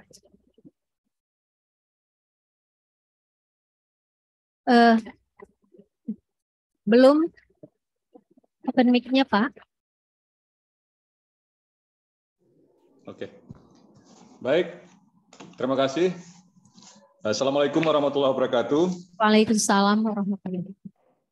Yang kami hormati Bapak-bapak, Ibu-ibu hadirin, alumni yang berada di ruang sidang, dan juga teman-teman yang ada di dalam jaringan dimanapun berada. Izin menyampaikan salam dari Ketua Umum Kadin, Pak Muhammad Iqbal. Beliau sedang berada di Jakarta, mungkin tidak bisa connect, sehingga saya selaku Direktur Eksekutif Kadin dalam hal ini juga sebagai Wakil Ketua Umum untuk pendidikan dan pelatihan vokasi. Nah, saya kira teman-teman tadi, baik yang dari dunia usaha sudah terwakili, baik dari PLN, dari teman-teman di Jakarta, dari Pertamina juga, bahwa setiap unit usaha, BUMN maupun swasta murni itu adalah anggota daripada Kamar Dagang dan Industri Indonesia, dalam hal ini mungkin Provinsi Aceh. Nah, saya melihat apa yang sudah disampaikan oleh teman-teman, ini sudah ada dalam ekosistem perekonomian, dalam hal ini dunia usaha, dan lebih spesifik lagi adalah dalam kompetensi untuk jurusan akuntansi. Nah, mungkin saya tidak akan mengulang lagi apa-apa yang sudah disampaikan oleh teman-teman, tapi saya ingin melihat dari sisi praktis ya. Ini kita ada dua hal, dari sisi akademis dan dari sisi praktis. Hari ini saya berterima kasih bahwa apa yang kita sebut sebagai terminologi ABG, Academic, Business, dan Government, pada hari ini sudah terlaksana secara kolaboratif. Nah, dalam hal ini saya melihat bahwa untuk kebutuhan praktis di dunia usaha hari ini, sebagaimana kita tahu bahwa Provinsi Aceh didominasi oleh skala usaha UMKM. Di mana skala UMKM ini banyak tantangan-tantangan yang sampai dengan hari ini belum bisa sepenuhnya diatasi. Seperti juga yang disampaikan oleh tadi rekan dari Bank Indonesia dan juga dari BUMDes, bahwa teman-teman UMKM ini belum memiliki kapasitas, belum memiliki bantuan untuk bagaimana membuat sebuah pelaporan atau sebuah pembukuan sederhana. Nah, ini kondisi kebutuhan di daerah kita. Nah, bagaimana inisiasinya supaya ke depan mungkin dalam perbaikan kurikulum ini lebih diarahkan kepada konsepsi-konsepsi yang bisa mengarahkan secara efektif kepada apa yang dibutuhkan oleh daerah hari ini, yaitu di skala usaha UMKM-nya. Nah, kalau UMKM kita lihat dari sektor, maka sektor yang paling dominan adalah seperti disampaikan oleh teman tadi dari BI dan teman-teman lainnya, bahwa kita potensialnya dominannya adalah sektor pertanian dan subsektornya, perikanan, peternakan, dan lainnya. Nah, saya kira terkait dengan apa yang harus diciptakan tentang perbaikan kurikulum ini, saya pikir yang pertama adalah aspek keilmuannya baik, kemudian yang paling penting hari ini aspek integritas, aspek soft skill, nah itu diberi porsi yang lebih besar untuk bagaimana dimasukkan ke dalam kurikulum yang baru nanti. Jadi apa yang kita dengar selama ini sebagai soft skill, dan itu sering-sering dan sangat familiar sekali kita dengar ini. Nah, seyogianya hal-hal tersebut dengan berbagai detail kompetensinya dimasukkan ke dalam kurikulum. Bagaimana teknisnya ini berpulang kepada teman-teman saudara-saudara rekan kita yang ada di bagian penyusunan nanti. Saya pikir apa yang menjadi kebutuhan di sektor dunia usaha hari ini, seperti saya sampaikan tadi, ya, bahwa yang paling penting adalah hari ini masalah soft skill itu sudah menyangkut teknik komunikasi, juga masalah karakter, dan saat-saat mereka akan magang juga nanti masalah komunikasi antara operasional perusahaan, manajerial perusahaan, dan teman-teman mahasiswa yang akan magang ini harus bisa berkomunikasi sedemikian rupa sehingga tercipta sebuah kondisi yang baik antara sebagai pekerja magang dan juga sebagai pimpinan dan manajerial di perusahaan itu. Saya pikir itu sementara. Terima kasih. Assalamualaikum warahmatullahi wabarakatuh. Terima kasih Pak. Kita masih menyapa Zohir dari Hongaria. Silakan Zohir. Sambil menunggu Zohir, barangkali kita beralih ke Ade Hasbalah. Bapak Ade Hasbalah, silakan. Assalamualaikum warahmatullahi wabarakatuh. Waalaikumsalam. Bapak-bapak dan ibu-ibu.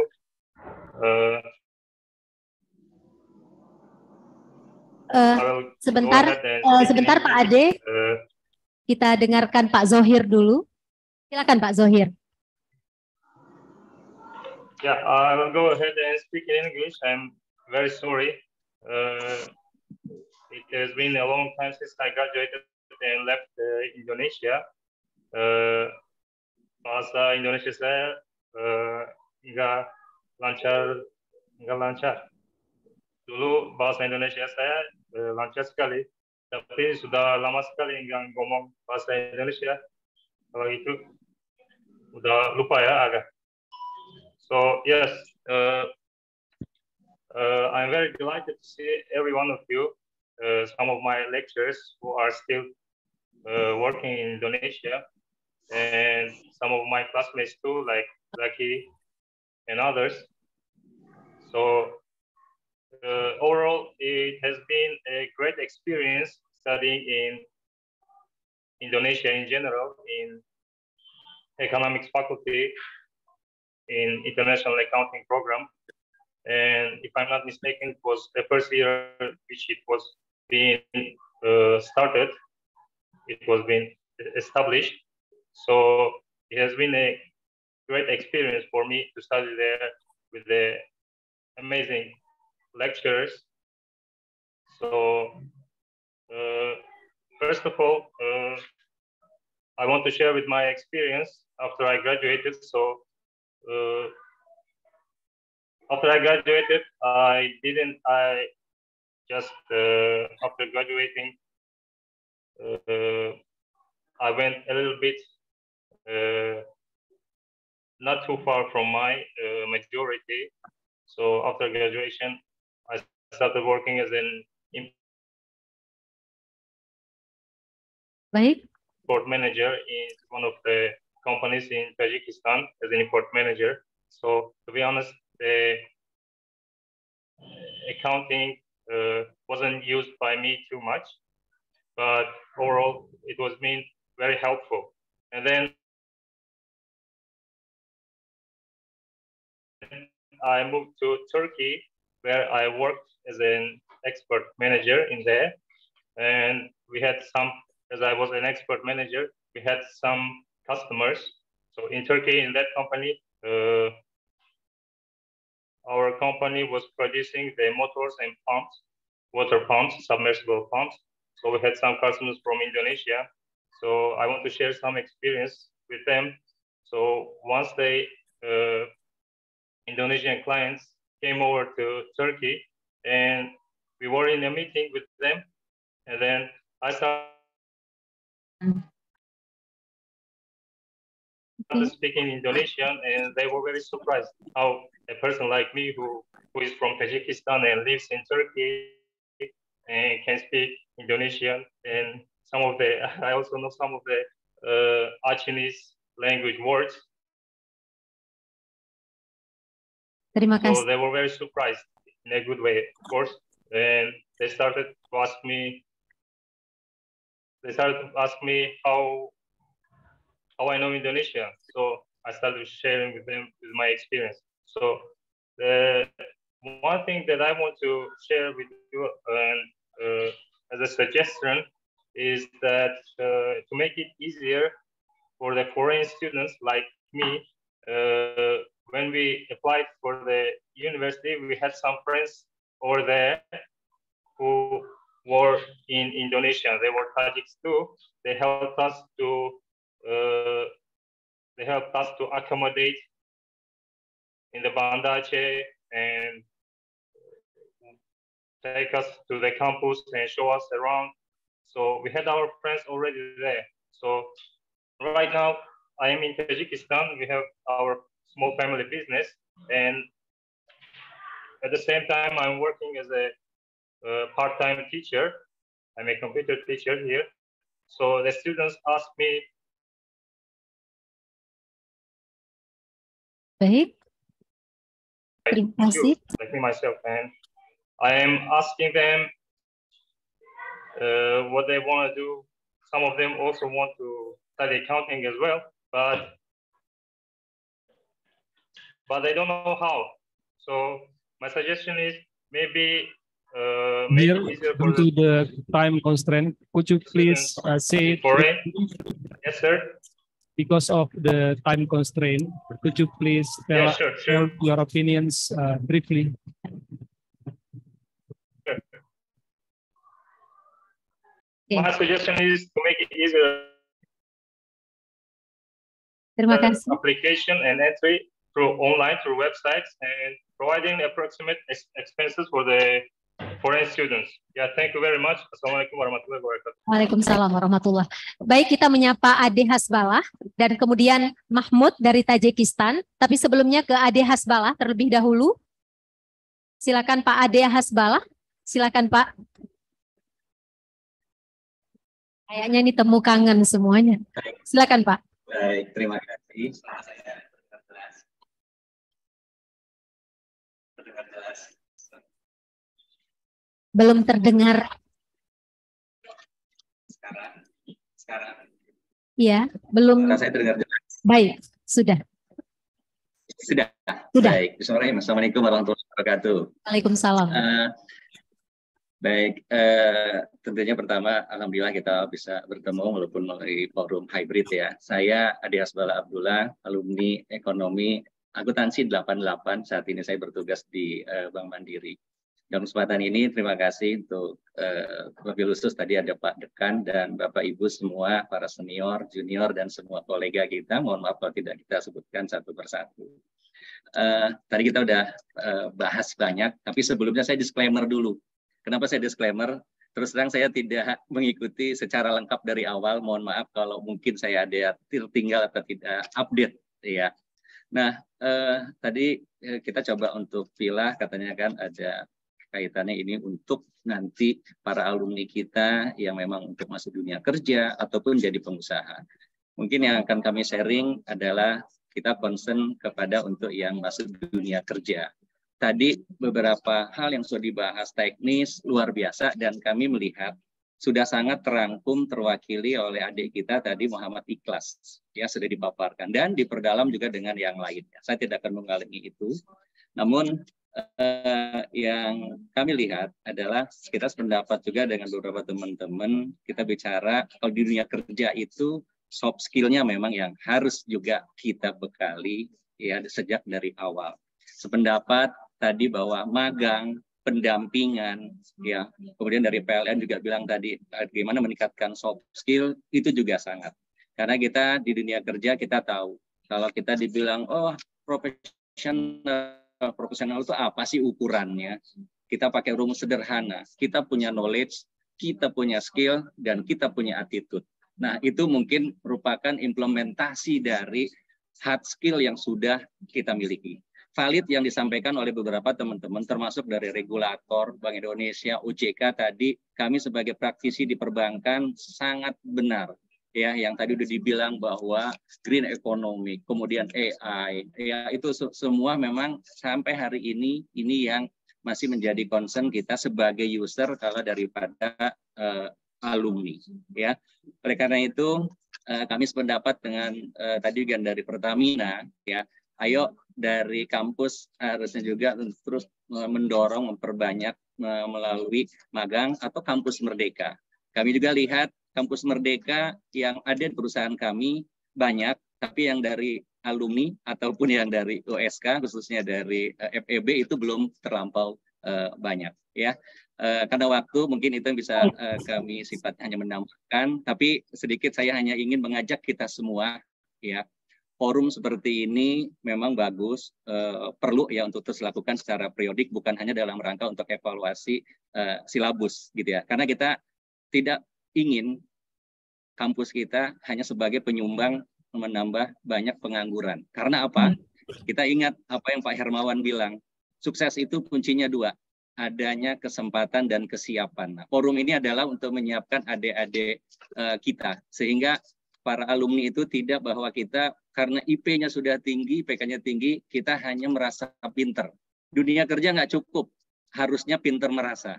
Artinya pinter merasa apa? Bagaimana kita betul-betul harus bisa mendengar, pada saat juga kita harus bisa menyampaikan ide-ide yang lain. Sekali terakhir yang ingin saya tutup, beda dunia kampus dengan dunia kerja, mungkin ini yang harus kita sampaikan ke adik-adik kita.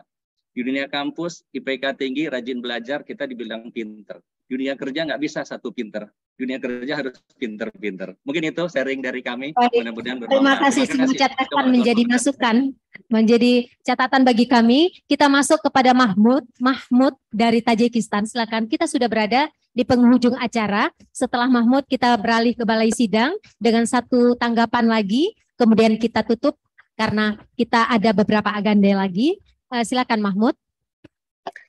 Assalamualaikum warahmatullahi wabarakatuh. Waalaikumsalam warahmatullahi.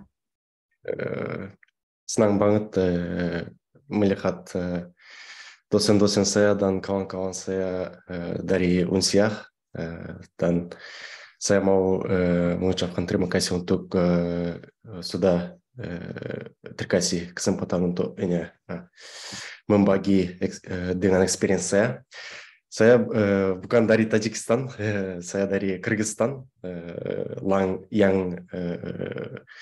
yang sekarang kerja di Hungaria. Dan saya tamat Unsiah tahun 2016, itu singkat tentang saya. Dan setelah itu saya datang ke Hungaria ke sini dan ambil master's degree in International Economics and Business. Setelah saya tamat, saya kerja di sini di Budapest sebagai financial analyst di perusahaan TCS yang Tata Consulting Services. Setelah itu saya mulai kerja di ExxonMobil. Sekarang itu adalah tempat saya bekerja.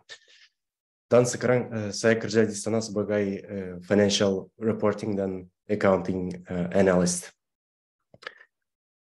Apa yang saya mau membagikan untuk experience saya so far itu adalah maupun di tempat saya yang kerja dulu atau di tempat saya yang kerja baru di sini, mereka lebih pay attention terhadap ke data analytics dan automation tools. Itu bisa dibilang di Excel atau di automation proses apapun ya, itu pakai Selenium atau pakai automation tool yang lain-lain. Tapi tren sekarang di industri akuntansi adalah untuk automasi semua task yang manual. Ya, walaupun itu selalu ada human factor yang tidak bisa diautomasi. Itu contohnya month end closing atau year end closing atau quarter end closing.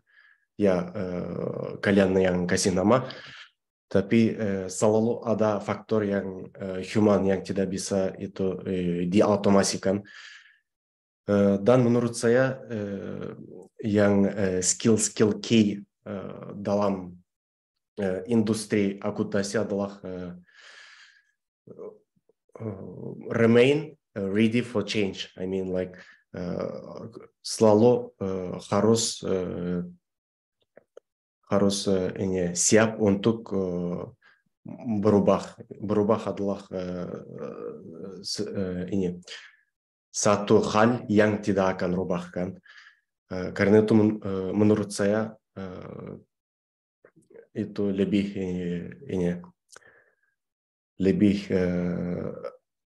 beneficial kalau bisa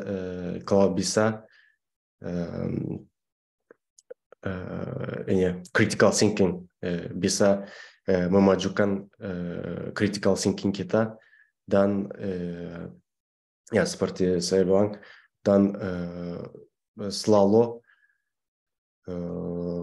belajar yang tools baru, contoh ya Excel atau automation tool yang lain-lain. Ya.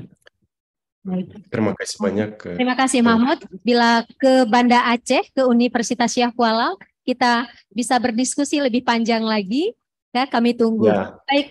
Ya, terima kasih banyak. Assalamualaikum. Kita beralih ke Balai Sidang. Baik, Ibu, silakan.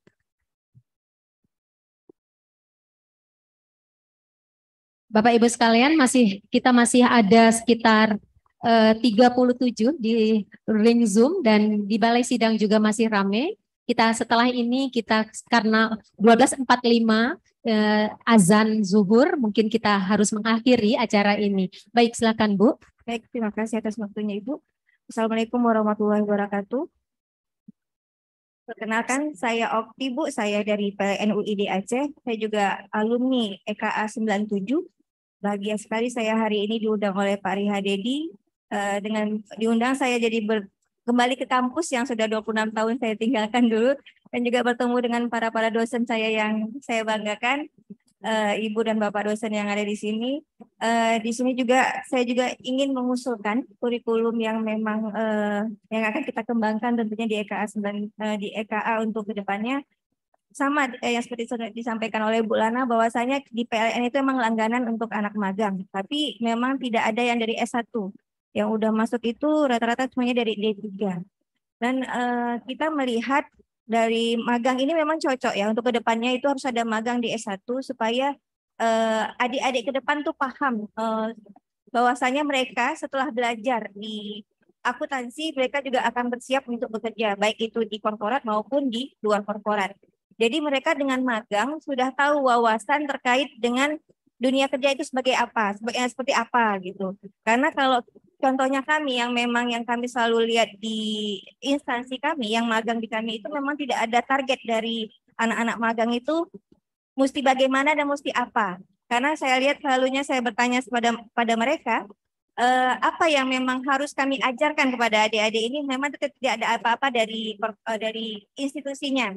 Tapi hanya pokoknya kami disuruh magang aja Bu di sini. Nah, itu mungkin ke depannya disuruh misalnya dimintakan ada program misalnya mungkin dari kayak di korporat mungkin sama semua bahwasanya di keuangannya terutama kalau akuntansi itu kan akan korelasinya ke keuangan di mana di keuangan itu adik-adik ke depan harus ada wawasan terkait dalam keuangan itu tentu dalam bahasa pasarnya atau bahasa yang memang mudah dipahami di keuangan itu ada pembayaran. Nah, untuk membayar itu ada anggaran. Di dalam membayar itu juga ada faktor pajak yang mesti diperhitungkan. Nah, selain itu juga baru dibukukan karena ada dasar bukti pembayaran. Nah, seperti itulah. Dan akhirnya mereka membuat laporan keuangan yang bisa dan juga bukan cuma sekedar membuat laporan keuangan, tapi juga bisa menganalisa dari laporan keuangan itu sendiri. Dari hasil laba rugi, dari hasil pembukuan yang mereka dapatkan, itu apa yang mereka bisa sampaikan ke perusahaan itu. Nah, seperti itu mungkin ada wawasan yang ditambah pada saat semester terakhir mereka magang dan juga mereka bisa update terhadap dunia kerja gitu Bapak Ibu. Jadi saya juga selain itu juga saya setuju dengan Bapak Ibu yang lain yang sudah memberi usulan bahwanya soft kompetensi masalah Ibu di sini karena juga sebelumnya saya dengar dari Bu Intan ya Ibu apa yang memang bahwasanya ada mata kuliah terkait akhlak. Iya, karena memang generasi sekarang memang kalau kita sama-sama tahu lah anak-anak sekarang lebih senang dengan gadgetnya atau dengan ininya ketimbang dia bersosialisasi dengan sekitarnya. Jadi mungkin ini Bu lebih ditekankan lagi untuk kedepannya karena dunia kerja itu tidak bisa dengan hanya bekerja dengan satu atau dua orang, tapi kita bekerja dengan kelompok. Demikian Bu, terima kasih atas waktunya. Terima Assalamualaikum kasih. warahmatullahi wabarakatuh. Waalaikumsalam warahmatullahi wabarakatuh. Ibu-ibu, hanya karena waktu yang sudah berada di penghujung acara kita, barangkali kita tidak bisa menyambung lagi semua curah pendapat ini, tapi kita tidak dalam ajang ini untuk melakukan curah pendapat, kita bisa melalui ajang yang lain. Yang penting semua masukan yang Bapak Ibu sampaikan, kita punya minute taker, kita punya notulensi di belakang yang mencatat dan kita punya rekaman dan ini menjadi masukan berharga bagi JK untuk memberi perubahan pada evaluasi kurikulum. Untuk di link Zoom ada Ibu Hasrina yang barangkali belum dapat kami memberi curahan, barangkali bisa di-chat di link chat untuk menyampaikan beberapa hal penting yang menjadi catatan untuk masukan kepada kami. Akhirnya Bapak Ibu terkait dengan waktu 12.45 kita akan ada azan zuhur, maka saya sebagai moderator pemandu acara di hari ini mudah-mudahan apa yang kita sampaikan, apa yang kita berikan, kehadiran Bapak Ibu baik di online maupun di offline menjadi penghargaan dan ini menjadi catatan bagi Allah Subhanahu wa taala. Saya sendiri barangkali dalam penyampaian ada kekurangan, saya mohon maaf.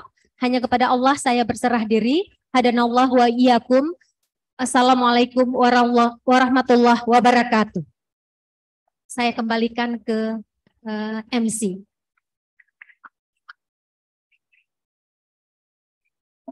Terima kasih kepada Ibu Raida Fuadi yang telah memandu acara kita pada hari ini.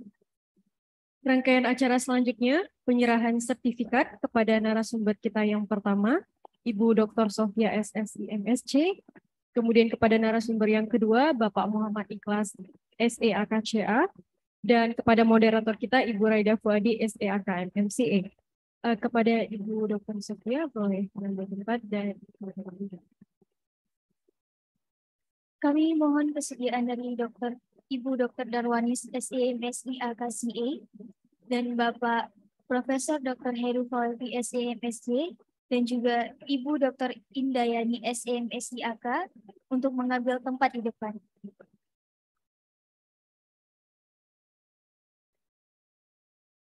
penyerahan sertifikat kepada narasumber yang pertama, yaitu Ibu Dr. Sofia SSI MSc, akan diserahkan oleh Ibu Dr. Darwanis.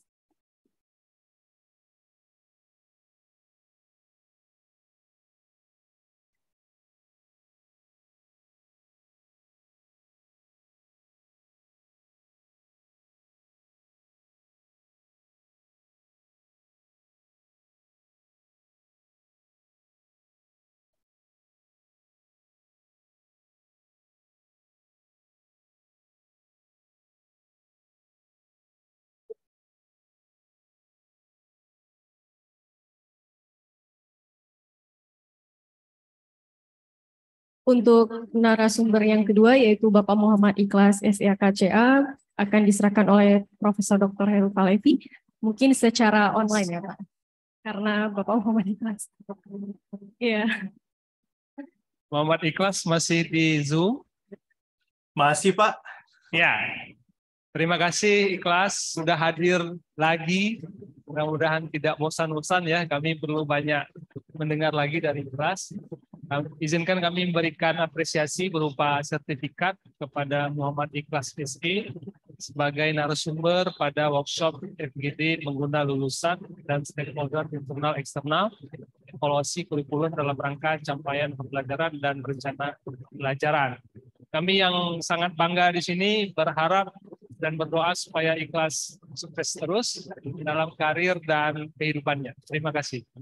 Terima kasih banyak Pak. Senang kembali ke kampus dan insya Allah nggak bosan Pak selama saya bisa berikan kontribusi yang positif dan selama itu berguna.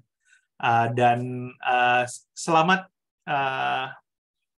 kepada kampus tercinta untuk semua pencapaiannya. Juga selamat atas penetapan guru besarnya Pak. Terima kasih. Assalamualaikum. Dilanjutkan dengan menyerahkan sertifikat kepada moderator kita yaitu Ibu Raida Fuadi SEAK MSIA yang akan diserahkan oleh Ibu Dr. Indayani SE MSIA KSIA.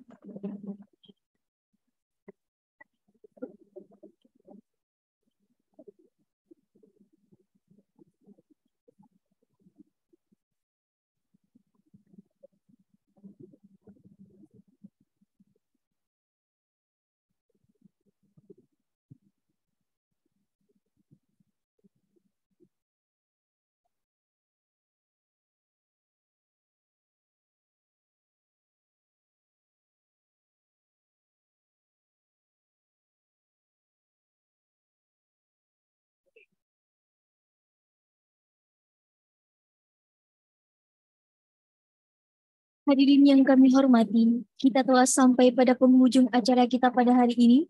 Semoga kegiatan kita pada hari ini memberikan manfaat dan berkah bagi kita semua. Akhir kata, saya Jasha Belva Resta dan saya Meshi Natasha selaku MC mengucapkan terima kasih kepada seluruh pihak yang terlibat dan mohon maaf atas segala kekurangan. Wassalamualaikum warahmatullahi wabarakatuh. Selanjutnya kita ada sesi foto bersama ya Pak Bu.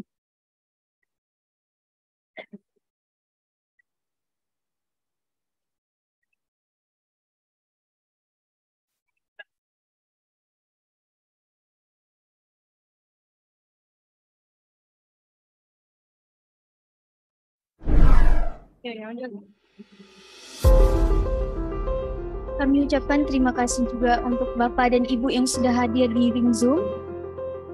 Dan untuk Bapak dan Ibu yang ada di Zoom, silahkan bisa log out dari Zoom-nya karena acara kita pada hari ini telah selesai.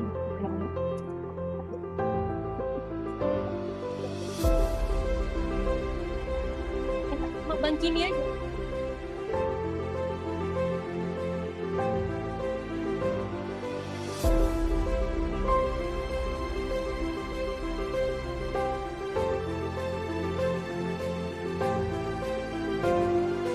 Bapak Ibu yang berada di belakang untuk maju ke depan, kita foto bersama.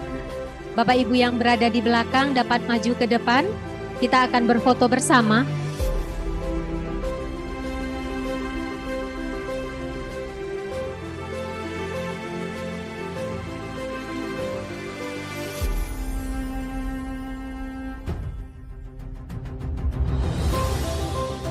Boleh di tempat saja. Kita foto dari atas.